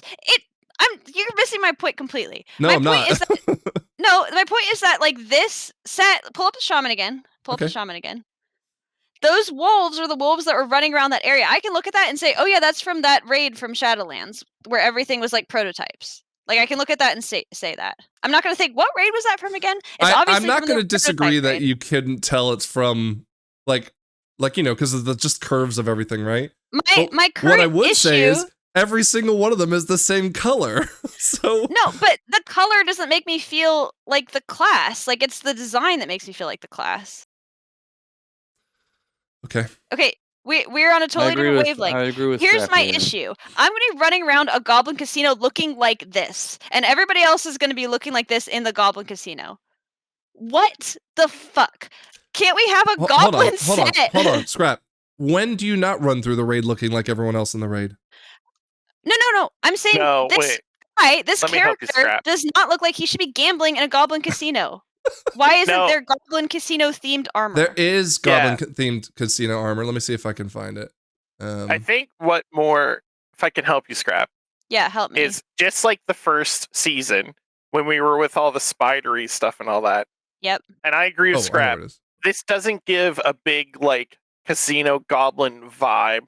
Yeah. This just looks like plate, like looks like Death Knight armor. It looks like plate questing Death Knight armor from like whatever expansion crafted or whatever. It's not like it doesn't have a very raid specific feel. This is the armor. I'm not beefing with this. This is what I want for the other sets. Yeah, but you brought up Castle Nathor, so if this is what you want, you got it. Yeah, I want it with the raid sets also. Well, okay. Like, I would far prefer that they have like some really, because Castle Nathria, there was also tons of armor sets aside from the Nathria gear. You know, like it wasn't just like Nathria and that's all you get. You know. Yeah, but it wasn't Nathria themed. Yeah, it was. If you had the Riven dress like stuff, yeah. I think the I had problem more is than one set that looked like it. Yeah. So, sorry, go on. Frank, is this the questing gear for the season? I don't know if I define it as questing. It's just like area gear, let's call it. Yeah, so outdoor it's sets. the same problem. Yeah, it's the same problem as season 1. That the outdoor sets are great, and the raid sets I don't think these are great. Not as great. They're way better than the raid armor. No, I disagree. 100% they're better. No. It has a vibe. This is the rogue one right here, okay? Arguably, because it's leather. You're gonna tell me this set is better than, let me make sure I got the right one. Where's rogue? Come on. I mean, this is all personal preference, so yes. No, I know, but like this rogue set is one of the best sets I've ever seen in my life. Look at that rogue set. So the problem is, it looks like a BFA that set. looks so fucking good. So it does look good, but it doesn't make me think Goblin Raid. It makes me think Pirate Raid. And that's what all we're trying to say is that Scrap led with, hey, this stuff looks good, but I think it doesn't look like. It doesn't fit the raid aesthetic. 3 minutes of her comment. Yeah. Where that outdoor gear, yes, I think the rogue set is one of the few sets from this raid that I actually like. Click on that Death Knight one, Frank. The boss is like a guy riding a goblin head with a cigar, and he drops that helmet. Like the goblin dies, and that helmet is what he had in his fucking pocket. Mm-hmm. That breaks my immersion. That makes no fucking sense. Okay. All right. I have a problem with that. Three of you seem to agree, so I'll just leave it at that. No. What's your take, Frank? You think the sets are pretty, and so my you take is that mind? I don't want to be a mage running around looking like. Yeah, but maybe you could have like a really cool staff that looks stupid as shit. There's plenty of sets that are like magey, you know. Okay, so even though you might not like the aesthetic of that, do you not feel it's more goblin-y? I don't want more goblin-y. But we're in a goblin raid. I don't care. I want something that looks like mage. But that is a mage goblin. No, that's just a fucking thing with a flame on it. What is even that? It's a sack. It's like a bomb. Yeah. Yeah, it's sick. A bomb with tape on it. That looks a bong. That's cute. Like if a goblin tried to cobble together their version of what a goblin built mage armor would be. No. Like because the priest would be wearing this too. Yes, that's fine. I'm fine with that. But I don't want that. What I'm saying is, why can't they do what they do for the outdoor gear? I feel like you're not fucking listening to anyone, and it's like infuriating the hell out of me. Yeah, why can't they?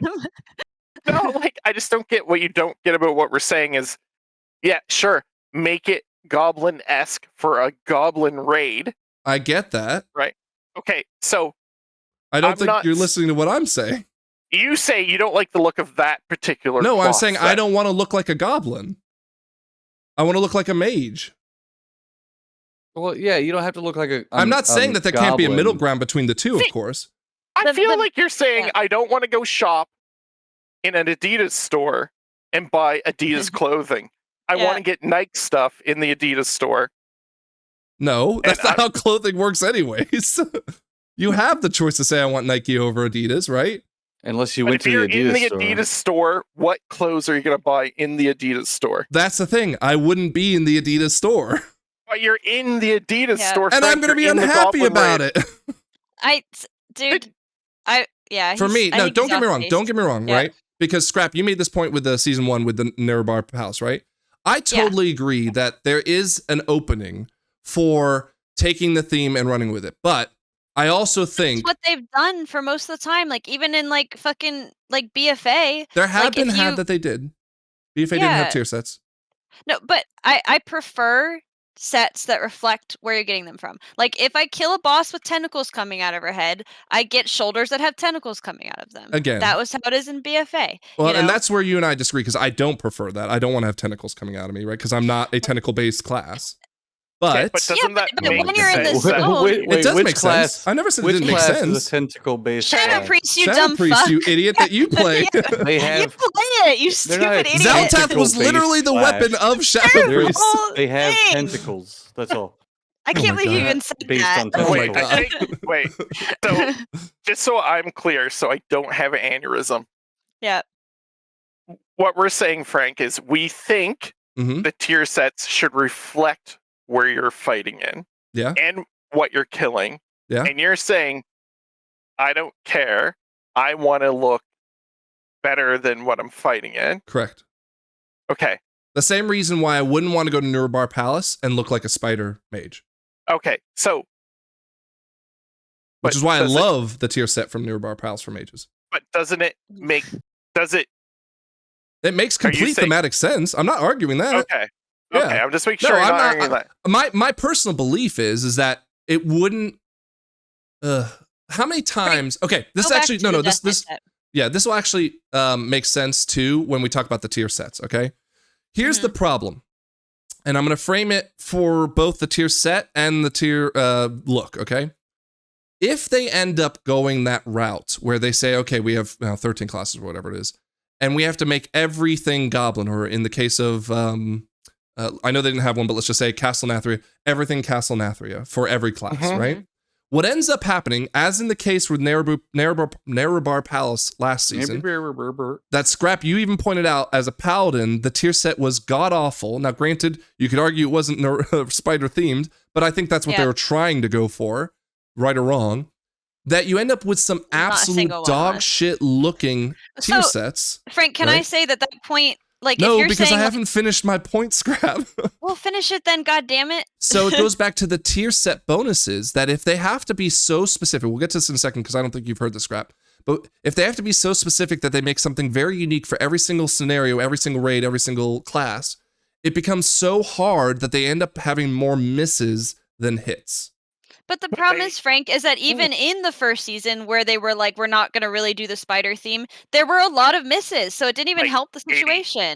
Yeah, like most of the misses. Yeah. And these ones, some of them are fine, but I don't think they're particularly fucking fantastic. And I want to say that, like, there is a place for these sets where it's like, oh, I really look like a Death Knight. I really look like a mage and stuff.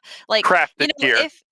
Crafted gear's fine, but I feel like if there's a raid where the story is like we're just being our most badass hero as selves and we're just fighting like a big bad, it's like, okay, like I'm gonna be the best Death Knight ever. I want the best Death Knight set. But this is a fucking heavily themed, beautifully designed, like Goblin area, Goblin raid, the like everything like that. They have, like I've said, the word of the day is layup. Like fucking layup. Just put bombs and gears and all kinds of cool shit all over everything. Now we're not gonna have that. But how do you have a Goblin Death Knight theme that comes together? Again, go back to the team to figure out. Yeah, go back to the third raid tier of Shadowlands. They had the weirdest fucking theme, and I think for the most part they killed it. Even the warrior set, which is what I was playing at the time, is so fucking weird, but they nailed it. That's where I disagree, though. I think that they missed it entirely. Yeah, I think the thing isn't if we like the armor or not. It's that they are missing. It feels like they're missing the point of making a raid be a theme, and then just giving you stuff from it that is totally random. Well, and it doesn't make sense. Yeah, that's Shawnee. Just to add on to your point and alley-oop it, they're going further away from keeping our immersion, which I know Technique hates, because again, that goblin boss with the cigar in his mouth drops this fucking helmet. I hate that. I hate it. But Scrap, like that's been the way for like some time now. I can hate it just because it's been the way for some time. I'm not saying you can't, but I'm just saying like, why are you surprised? You can't say it's been the way for some time now. It was literally only last season. No, Scrap, because like I could tell you that I don't want to spend hours Googling here, but what I can say is there have been other tier sets that didn't necessarily line up directly with the raid. And by the way, what's the goblin with a cigar in his mouth dropping, some healer's staff that looks like it's got butterflies flying out of it or whatever? I'm just saying the fucking dragon in Dragonflight dropped a staff with an egg on it and she was an egg keeper. How hard is that?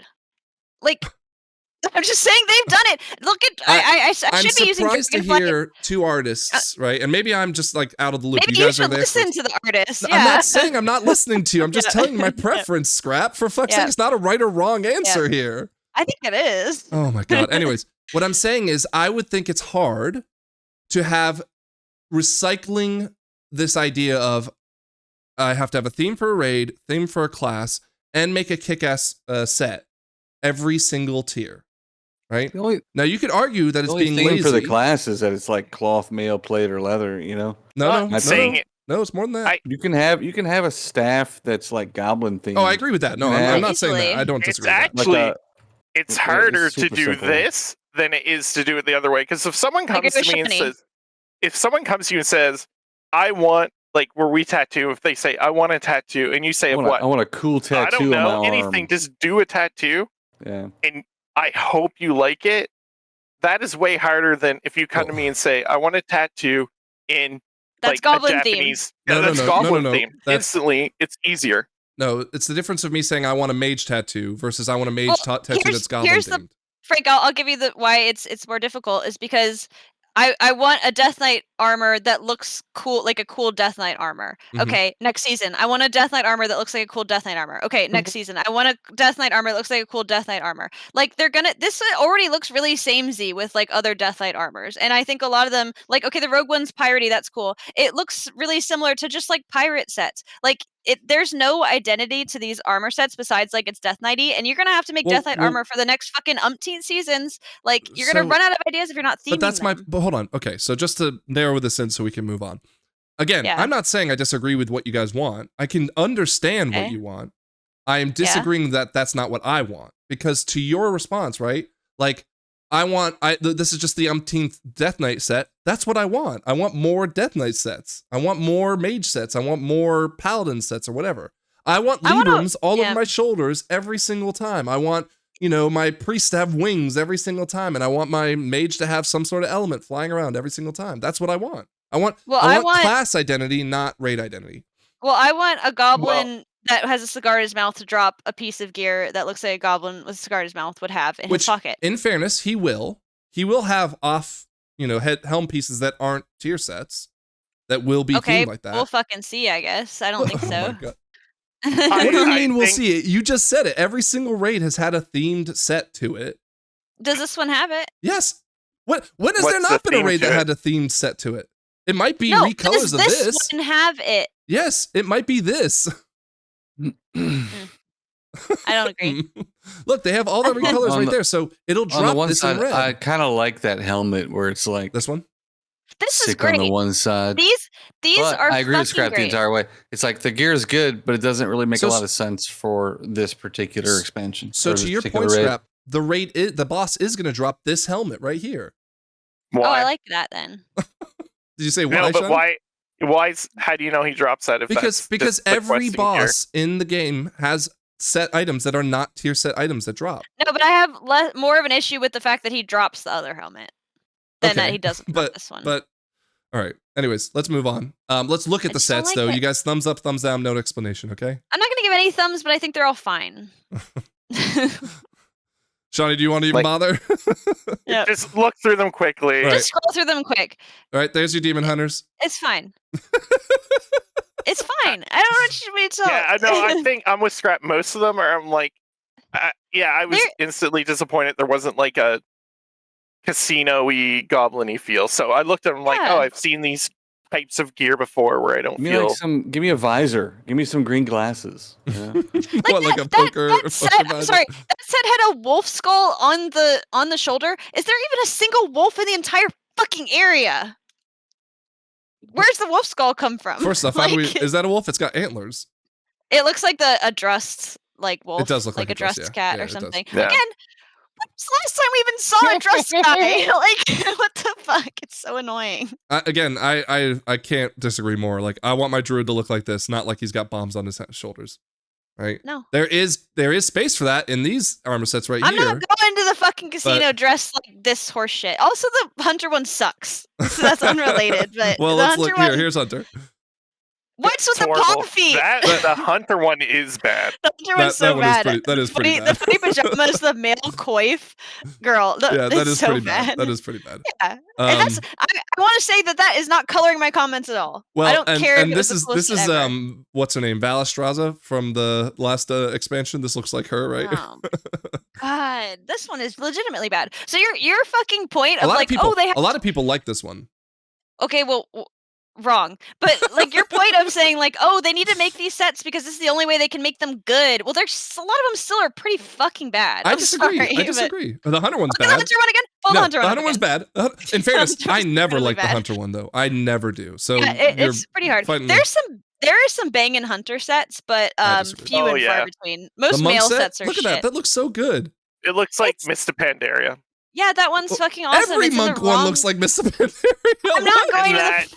So Frank, and I understand that's what you want. Yeah. But I feel like that is just you're wrong. You're wrong. He's wrong. I never said you're wrong, Scrap. You said that. I don't think he's wrong, but I feel like it's just you're wrong. It's different. Jesus. The Paladin one sucks, I think. It's like fine. It's all right. I don't like this one. It's okay. No. It's all right. It's fine. Priest, this one looks very strange. I hate it. It looks like plate armor. What the fuck? It looks dumb. I mean, I could see people liking it, but I don't. Look at the hat. That one's really bad. The hat is Rogue, bad. we've already talked about, looks fucking amazing. The Rogue one is incredible. The Rogue, and it's like, it is great, and it's like a great BFA set. It's a fantastic BFA set, man. They didn't have tier sets in BFA, so they're just catching up. Shaman, not that great. No. I mean, hopefully there's some good spell effects for the shoulders, but too much of it looks platey on a lot of the classes. All of it looks like plate armor except the rogue set, like genuinely. That looks like a dress. Is it me or those warlocks? Like the artist for the warlocks really just cooks all the time. Yeah, you like this shit? I don't like it, but I think that the stuff that's there, it's the best. Yeah, like I think it hits their themes usually always. And then you got warrior. That one gives me very classic vibes, which I do like. But again with the paw feet. Why is paw feet like the new? What is this? They want toes out, Scrap. Yeah. What is this? What class is that? Warrior. I can't even tell. Why? In fairness, critique of that, warrior ones always look generic as shit. Hold on. No, warriors have big giant shoulders, lots of spikes and stuff. I literally couldn't even tell what the fuck that was, and why Despite do the fact that it warriors has big giant shoulders with spikes on it? Those are not bigger than any of the other ones. The warlock had bigger shoulders than that. Well, the warlock had a fucking mouth on it. I know, but I'm saying that's cooler shoulder. The paw feet. Whoever keeps doing the paw feet needs to be fucking fired. It was funny and cute the first couple times, but it's not cute anymore. And I don't like it. It sucks. Okay, let's move on to a point that maybe we can get on with our lives. Let's end this. Okay. I'm over it. So here's the real problem, Scrap, okay? All that shit we just talked about is nothing. Yeah. What matters is the tier sets. We all agree? All that matters is tier sets and how they make us amazing. So have any of you heard how they're handling tier sets? No, tell me. Okay, so here's how it works, Scrap. For season 2, they're exploring a new direction, okay? Instead of having a 2-piece that is unique to every single class as is, just like, X, Y, and Z for Elemental Shaman or whatever. Okay. What they're going to do is they're going to make the 2-piece role specific, and that role includes range DPS versus melee DPS, okay? So that means that, for example, range DPS will have a 2-piece that focuses on something called Jackpot, okay? Mm-hmm. Now, the Jackpot will act differently based on your class. So, for example, here they have Augmentation Evoker. Your damaging spells have a chance to hit a jackpot, causing an upheaval at 100% effectiveness that does not knock up enemies. And casting Breath of Eons always hits a jackpot, okay? As for Elemental Shaman, another ranged class, your spells and abilities have a chance to hit jackpot, literally the same wording, but that summons a fire elemental for 8 seconds. Casting Ascendance always hits a jackpot. Okay. So let me see if they have them over here. Yeah, okay, they have all of them. So each role, tanks, healers, ranged, and melee, will have one that falls into either jackpot, luck of the draw, winning streak, or insurance. Insurance is for healers.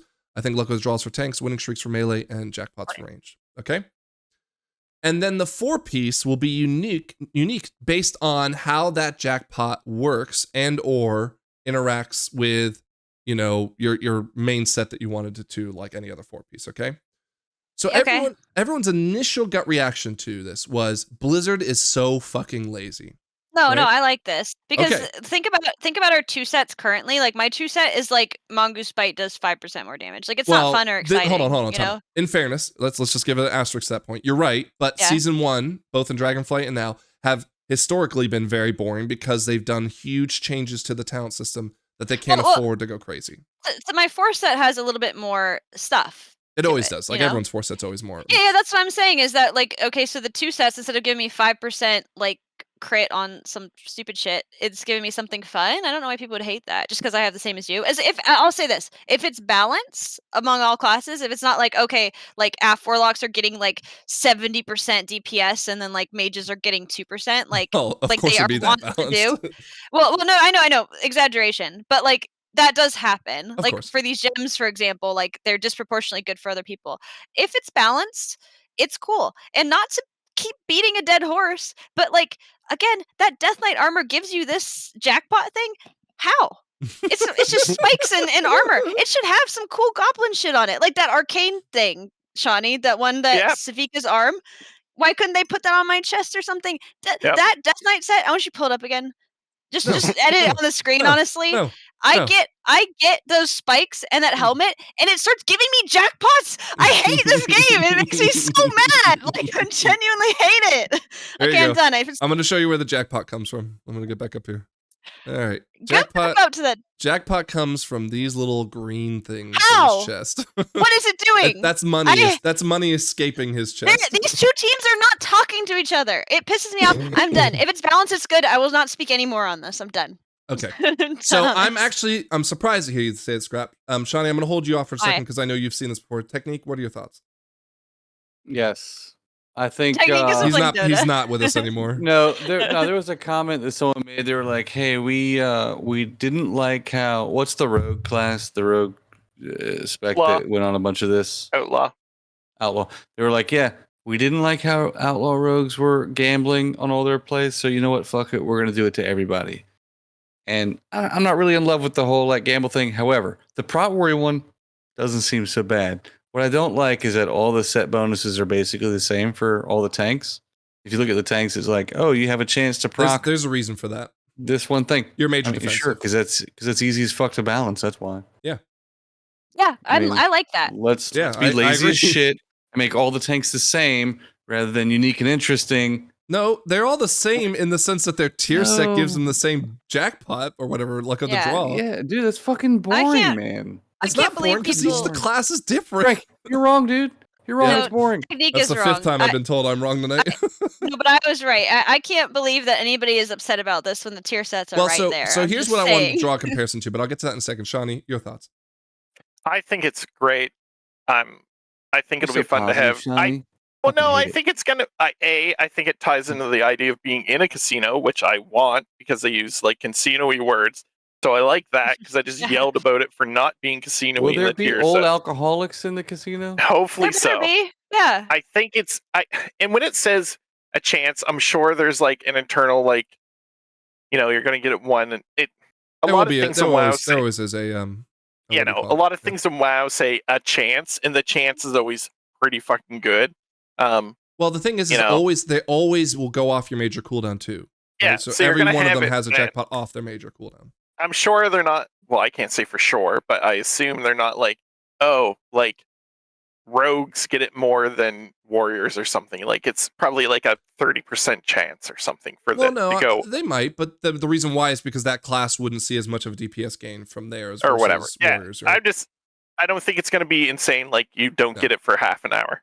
No. So I think it's a good idea. It's interesting. it's one raid tier, so it doesn't mean they're not going to do something totally different the next raid tier anyway. Yeah. And if it works, they can build it into more stuff and not call it jackpot. They'll call it like whatever they want. Yeah. So what my initial reaction was when I first saw it, I said, oh, that kind of doesn't seem so fun, right? Because, you know, I always get excited about reading the tier sets. But then I thought about it, and I was like, every time I look at my 2-set bonus anyways, it was usually pretty dog shit, right? And you said the Scrap. That's what I was saying. And so I pulled all of the tier sets from, let me see, make sure I got the right ones. Yeah, so like, here's Sepulchre of the first ones, right? So we'll go to Survival Hunter on this one, Scrap. Right? Kill command resets has a 47% chance to make your wildfire incur no cooldown. Now, this was one of your best. Actually, that's one of the more interesting This was one of your best ones, right? Yeah, for sure. That being said, if you looked at the one I currently have, it's literally like you do 5% more damage. That was going to be my point. For that good one that you had, which made you meta that season, right? Yeah. You then went into all of Dragonflight not seeing meta because your tier set. What was it? The tier set that I think it was like season 3, where you like it was. You couldn't even like do anything about it in M+ because it was like so single targety. Where's Hunter? Oh yeah, it was season 1 of Dragonflight. Oh, yeah. season 1. Season 1 of Dragonflight. No, season 3 of Dragonflight was fire, dude. It was it was my favorite by far. Oh, that's right. They voted it out and put season 1. They voted it out. Kill command damage increases by 10% and has a 10% chance to reset. That's Beast Mastery. Look down. Sorry. Yeah, Raptor Strike. Yeah. That's what I was talking about. Yeah, Raptor Strike, Manga Strike, Carve, and Butchery damage increased by 12%, right? That's it. Like that's the one I'm using as my benchmark. Is like that's not interesting for me. It's just like a buff. Like I'm not doing anything different. Those are all buttons I'm already pressing. So and in fairness, again, this every of the first seasons they've always had a weak one. So let's look at your season 2 one. Survival. Here we go. It's similar. Wildfire bomb damage increased by 10%, and throwing a wildfire bomb increases the damage of your next kill command for 50%. Again, it's not something I play around remotely at all. And again, I'd say if you were to choose between this wildfire bomb 10% and kill command 50% versus, let me find the Sepulchre one. No, your jackpot. I'd much rather do the jackpot one. So here's yours. Wait, go back.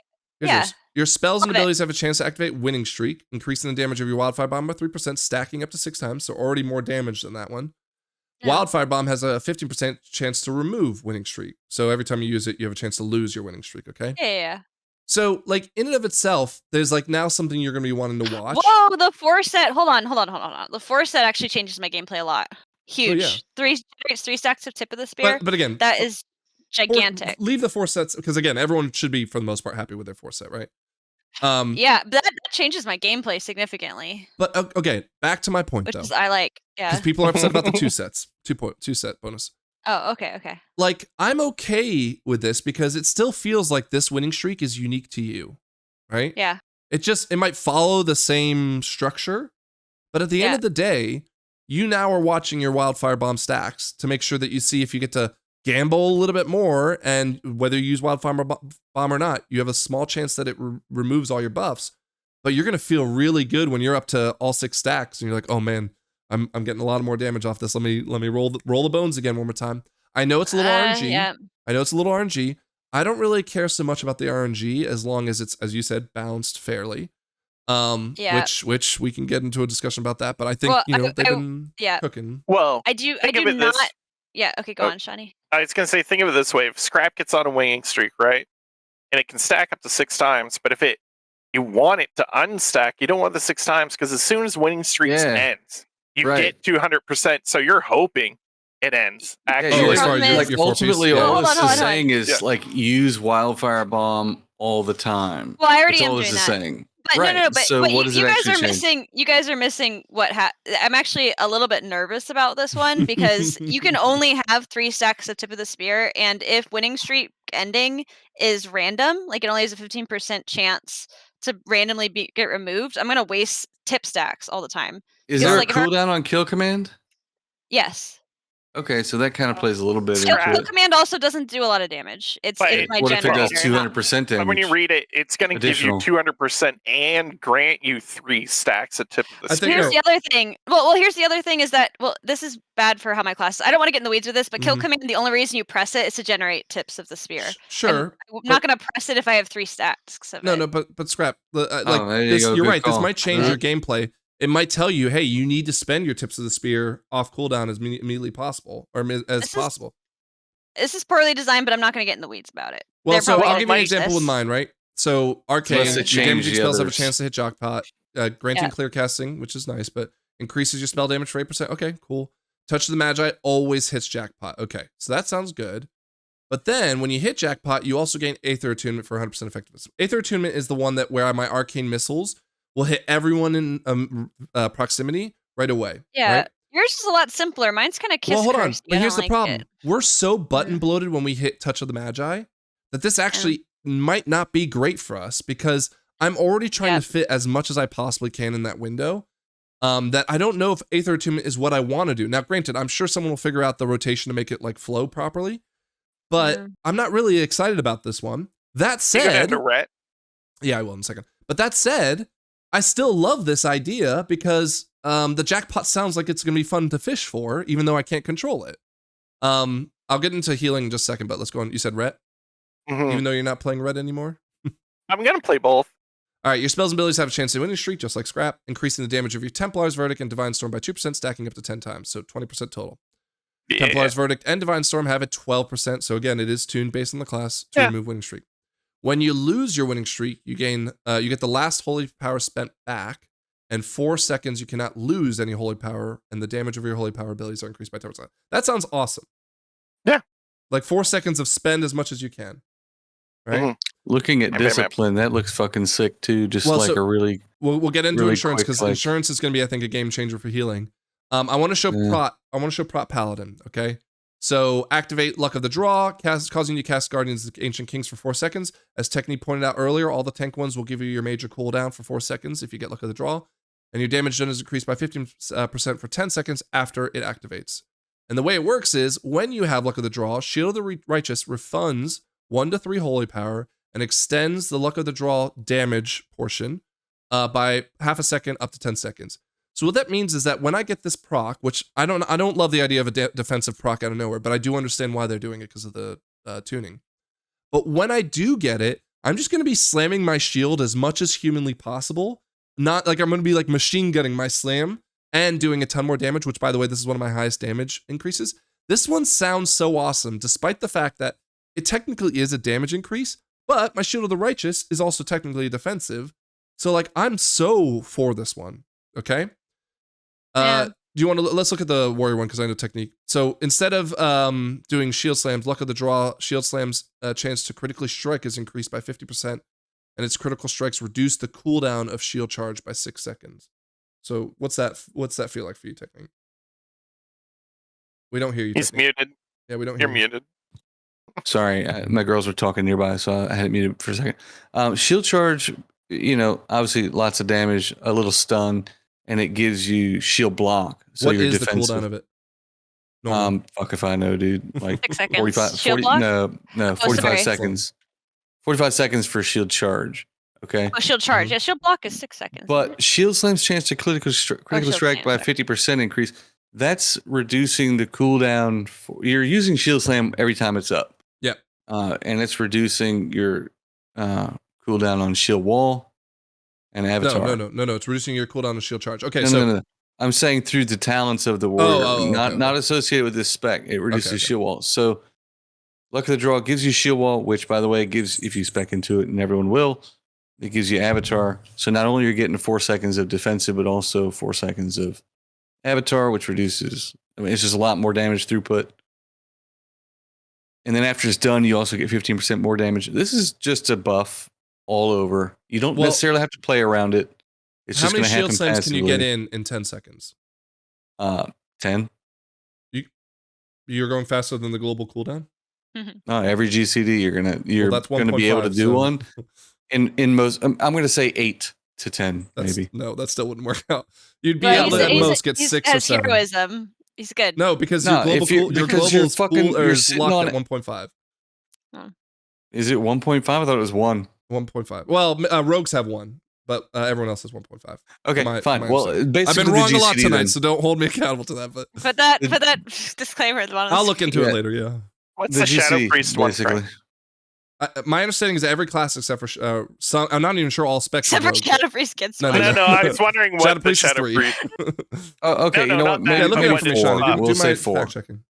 Yeah. Well, no, let's say you up. got 6, because that is a 1.5. That's one every 1.5 seconds would fit under 10 seconds, because that'd be 9 seconds. So if you were to crit on every single one of them, so 6 times 6 very is 36 likely, because your seconds. crit strikes, like, we're already stacking crit. And you're getting 50% more on top of that. Yeah, crit haste is what we're all going for. Maybe so that'd crit be 36 seconds haste, off your shield charge cooldown, right? Yep. Now, granted, it depends on how often Luck of the Draw activates, but I think that'd be fun gameplay, right? Like you see it and you go, "Oh shit, go!" Yeah, go. It's great to not have to spend rage on shield block, because shield charge gives you shield block, so you're saving rage and doing more damage as a result. Mm-hmm. And it's also 50% increased damage. Yeah. Okay. Let's talk about insurance. Okay. You if you got an answer, let me know. No, I wasn't even looking that up. I want to see what the Shadow Priest force set was. Okay, we'll take a quick look at it, because we're doing we're getting close we're to at time. Yeah, we're well over 2 hours. No, we're at an hour and 50-ish minutes. Okay, where was I? Shadow Priest, right? Priest. Okay, Shadow. Hit jackpot, fires a void bolt. Okay, and an enemy 200% effectiveness. Nice. Casting Dark Ascension or Void Eruption always hits one. Nice. Hitting a jackpot grants you 5 seconds of power infusion. Mind Blast and Void Bolt deal 50% increased damage while power infusion is active. So I'm wondering there. Actually, Shawnee, I'll be honest though. From what I read, people were saying Shadow Priest is dead. So I was in the Shadow Priest Discord after you said that. I'm like, I gotta go see what they're saying in the Discord. And a lot of people are like, they're wondering if where it says when 5 seconds of PI, and then when PI is active, the question is, when you use your personal PI, will it give you the 15% bonus? Yeah. Yeah, it reads like that should be the case, but it's kind of hard if that's to tell. the case, they're like, that's going to be really good. Okay. So well, hopefully they're not dead. Okay. Yep. I'm going to show you Mistweaver because I know Mistweaver well. Where did it go? Miss Monk. There we go. So here's how the healing ones work. Scrap in case you're interested. Healing spells have a chance to apply insurance to their target and heals them over 15 seconds. Insurance is consumed if any ally drops below 40% health to heal them. Oh, I can make that happen. So we'll get to that in a second.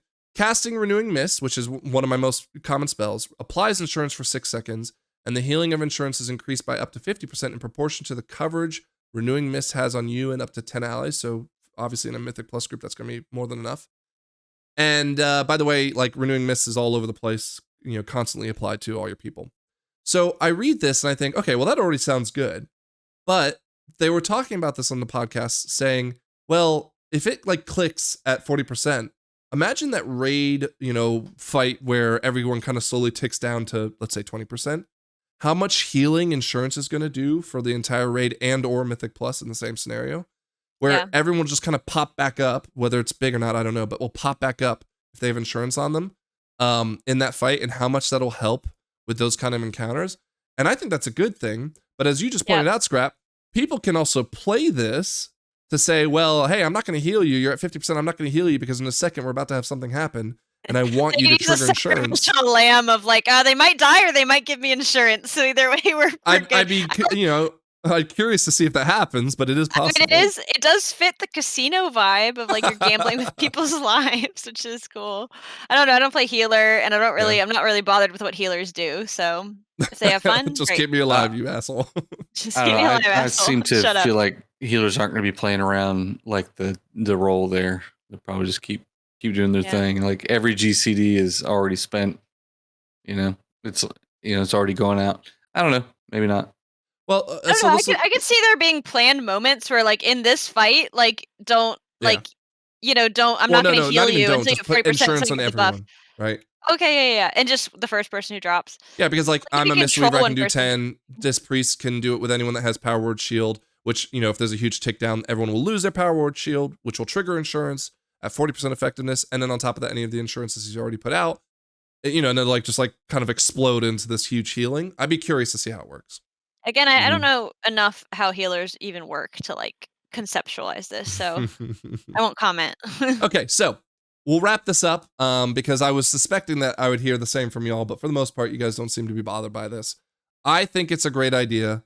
I like, to Technique's point earlier, he said he didn't like the tanks doing this because it made them all the same. I think that's good. I don't want to not be meta because my tier set's shit, and therefore I can't play. Well, not that this ever was a problem for us, but like Death Knights in Shadowlands and Demon Hunters in season 3 of Dragonflight, how they were just so dominant because of their tier sets. I don't want that. I liked how this works, and it sounds really fun. It sounds really fun to machine gun a whole bunch of Shield of the Righteousness. So I'm really excited about that. Any last words on the tier sets? I like them. I like the idea. I can't wait to see how buggy this shit is when it launches. Yeah, I think it's great they use the jackpot and insurance and the winning streak. I do also. Just because it always is. Because they're using the same like names and buffs for everything, so it's probably going to be really difficult for like add-ons and yeah, well, that's not their problem. Yeah, it's Technique's problem. That's not buggy. That's working as intended. Oh, by the way, I'm talking about Blizzard's ability to track it. I want to point out, this was a blue post. I didn't pull it up, but Blizzard did say that they're going to try to break add-ons to a degree in the next season. Now, granted, they've said this before, and private auras have gotten better, but they could obviously make some fuck ups. So I'm curious to see how this goes. We also have within the new season that new spell effect, guidance system to tell you whether you're gonna be hit by something or not. That I'm curious to see, which we haven't seen yet. But PTR will come up, I think, the very first week of the new year. So hopefully we'll have some things to talk about on that. God, I have to make some Keystone Kindergartens, don't I? Oh shit. Yeah. Only 2 technically, unless you want to do the 4 dungeons that are from War Within and the new dungeon that's coming out. Ugh. Okay, let's not worry about that right now. All right. Any last thoughts on tier sets? Love them. Okay. Question of the week. This isn't an official question of the week that was provided to by a player. I'm sorry. This was one that was sent out to people as a survey. And the question is, how interested would you be in a Mythic Plus dungeons in Mythic Plus dungeons utilizing a death limit similar to Delves instead of a timer? So that's my question to you guys. What are your thoughts? It would be so slow. I don't like that. So one of the disadvantages would be the idea of waiting for cooldowns. You just stop the key and wait for hero. That sucks. Yeah. Definitely would suck. Obviously. What else? I'm not gonna let you see the other ones. What do you think would be a disadvantage? No, I just want to hear. Would you guys favorite or not favorite? Not favorite. I don't favorite if you only ask the question and say deaths instead of a timer, that's probably no. But there's definitely like some consideration to say like, can we mix it up and do? Which is what they do because deaths hurt the timer. So Leo was saying something about it in our chat in Discord earlier in the week or in the month, and said basically like, you're adding time by killing mobs, and if you die or lose time, something along those lines. That's cool. And that seemed, interesting because you'll have groups that can just plow through it and they can skip and do weird shit because they can save the time. Whereas other groups might be like, well, we need to kill this pack because we need another 2 minutes or whatever. It would also benefit the idea that the harder packs might be worth more time and therefore now they're more worth it. Right. I like that, but that's not what this is proposing. Right. So again, reading it in just the question as it's asked, nah, fuck that. There's got to be a timer for this type of no event. Big pulls, no risk versus reward. It's like just if you can pull one mob at a time, pull one mob at a time. That's what it is. Hold on though. Okay, Shawnee, I'm sorry to interrupt letting you answer, but the 2 people who are playing Classic and are literally pulling one mob at a time in dungeons right now, having the time of their life. I would love 2 different games. I don't want my game to become Animal Crossing. I'm playing 2 different games. You don't want your WoW to become WoW? No, they're 2 different games, and you know that. I would love like a hard mode dungeon or mythic that does make the group use their crowd control and like slower paced. But that's not what M Plus is. That's a different thing. Okay. It's something different. The pace is what makes it enjoyable. That's my opinion. Go on, Shawnee. I'm sorry. I'd be interested to try it. Like if they said deaths were the thing, my hope is I would try it just because I think it's interesting. But I'm also guessing I would hope if they did that, they just made it harder. So like you wouldn't be able to single pull everything. You would actually have to have people use like more of their extra abilities that are there that you don't really ever use. Like your cooldown's only cooldown when you're in combat? Or whatever. I'd like to try it. I don't know if it would necessarily be better. You can try it. Play hardcore with us. No, hardcore. I don't want to play hardcore. That's what this is. It's like just don't die. Go as slow as possible and don't die. Yeah, but I think with this they could force you to.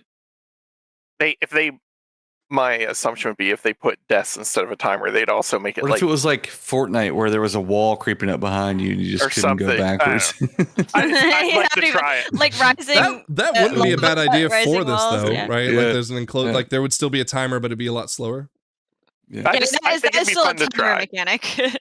I So- think there's a lot of problems with it, but I would be interested to give it a whirl. Yeah.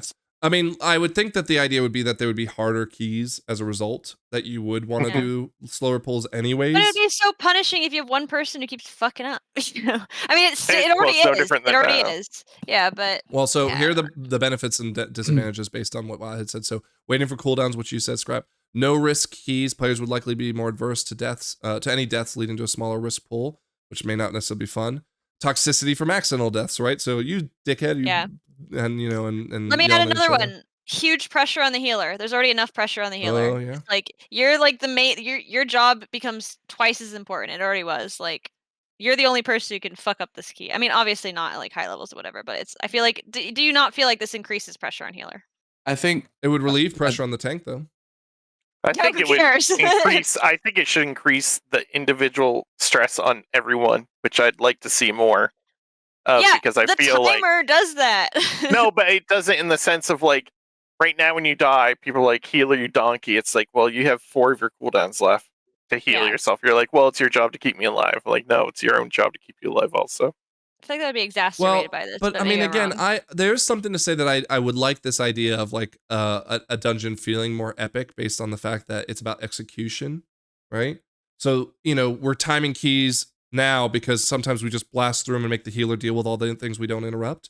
Whereas in this world, yes, you're right, Scrap. There could be some obviously additional stress on the healer because of how tough things might be, but it's about hitting the interrupts as opposed to trying to kill it as quickly as possible so that you don't need to worry about the interrupts, right? Yep. And I will say, do like that style of gameplay. I wouldn't So- mind this as an additional game mode where like we could see if we could do a 13 really, really, really slow.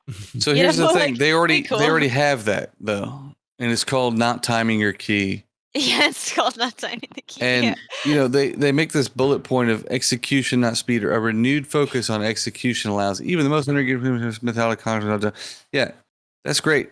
That's actually something that I think players like the hardcore classic players are going for. Like, I would love to see a dungeon where mages sheep things and hunters trap things, and we methodically plan out the next pull every time we go into one. You could do that in today's Mythic Plus environment. You won't time it. That's fine. Get a different reward, whatever. If you in the same dungeon, in the same environment, it's timed, whatever, you get a certain set of rewards if you time it. And if you get a certain set of rewards if you don't time it, but maybe you don't get X amount of deaths. Okay. That's my proposal. Like, let's say you keep it under 5 deaths and maybe you don't time it, you still can maybe get the reward as if you timed it. I don't know. I think that doing it quickly is a good test of execution, Yeah, personally. and I think But there most is groups will obviously still merits do to it that, that yeah. way because people don't want to be fucking playing the dungeon forever. There's more rewards per Yeah, minute also if you do it I don't- faster. I don't want to play a dungeon forever. That's a really good point. Right. But some people might go into that being like, Well- hey, let's try 12 today. And it can take us an hour. And as long as we don't die, 5 times, we're good. We can get the time. Well, and to that point, Scrap, reward. like you say, I'd rather not take 20, an hour. But think about it in the world right now where you're trying to do a 12 and 4 of them fail within the first 10 minutes, and you're spending all this time searching and pugging and building, and then you finally get the 5th dungeon going, and you still don't Frank, time it. The statement still stands. I would rather not do that. Like, No, I know, but which would you rather Yeah. do? I'd rather do what I'm doing now. Okay. That's true. I think it'd be cool to implement that. Man, I'm so fucking smart, dude. You just do it. You just do it at the same time. It's the same reward. It's the same key. I do You don't have to technically you change did have a anything. point though, like if you're under 5 deaths, let's just say, no matter how slow you go, you maybe still get something, right? Yeah. Like maybe you don't advance the I think key, there's but you hold the achievements, key. Yeah. You get an extra piece of gear if 5 people don't die. Yeah, it could be fun, something like that. That way they could also like argue you know, if you do the additional gear, they could argue like if you do it fast and still don't have 5 deaths, then it's still, you get extra gear or whatever. Okay. Like if you did that, I feel like the normal I key can't make would it what you're slowly. saying. You got food in your mouth. Get him. I think the normal What's that? process would still be to like go and time the key, but you would maybe get a group of you and your friends and be like, hey, let's do a 13 today and just take our time and get it done. Yeah, I mean, I've definitely done like maybe not 12s, but certainly 11s when we were less geared and stuff, where we didn't die, but we still didn't time it because we weren't meeting the DPS check, and it does kind of suck. It's like, yeah, throw us a bone. Yeah. I mean, Maybe Scrap, you've done the world first like 2 hour, Like keys before. So. Oh yeah, I do every first 2 hour anything. Just every season I do the world first 2 hour key. So I like to jump right in. Fucking Plaguefall, that will always resonate with me, dude. Yeah. Plaguefall, dude. I can't wait till Plaguefall comes back. So many memories. I wish maybe if they could give you the choice at the start, maybe to be like, we want timer based or death based. You can just be like, it's just a conditional, man. If you're within time, great. If you're not, are you within deaths? Great. If not, you lose. Let's say you give you the choice out of 100 groups, what percent choose time versus what percent choose death? What do you think? 100% choose time. Yeah. Really?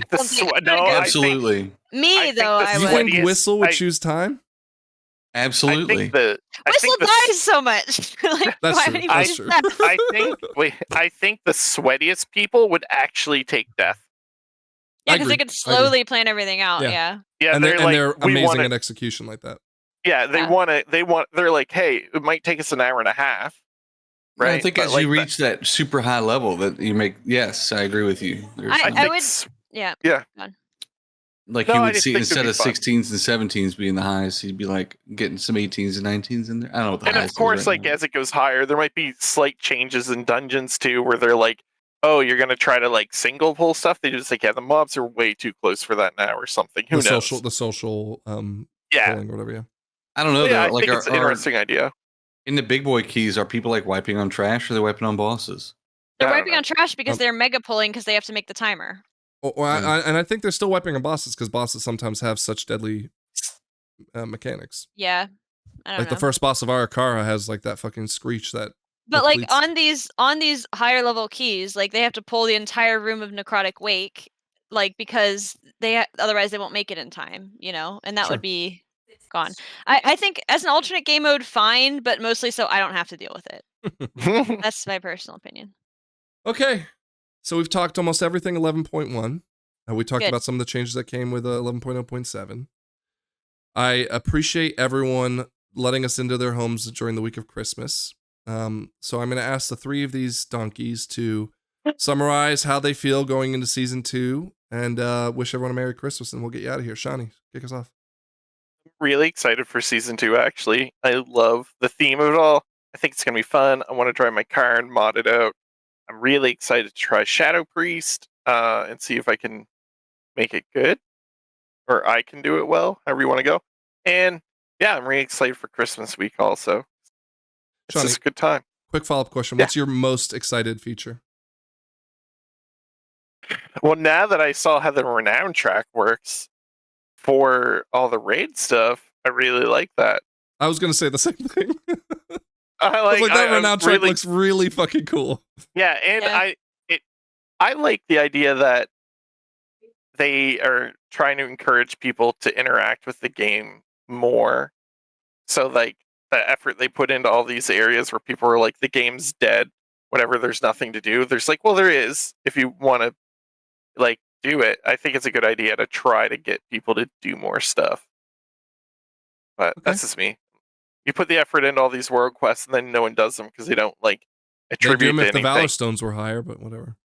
Or you know what I mean? Like if they don't attribute to anything, I don't blame people for not doing them. But also if you're gonna put the work into them, make them useful. So I think it's like birds one stone. You don't think there's any problem though with the idea of, and I know this is loosely, but applying player power to Renown? I don't, because there's only like so many you can do a day. So it's not like someone can get greatly ahead by farming something all the time. Like there's going to be like the 6 you can do, and then that's it till Thursday, and then 6 more you can do.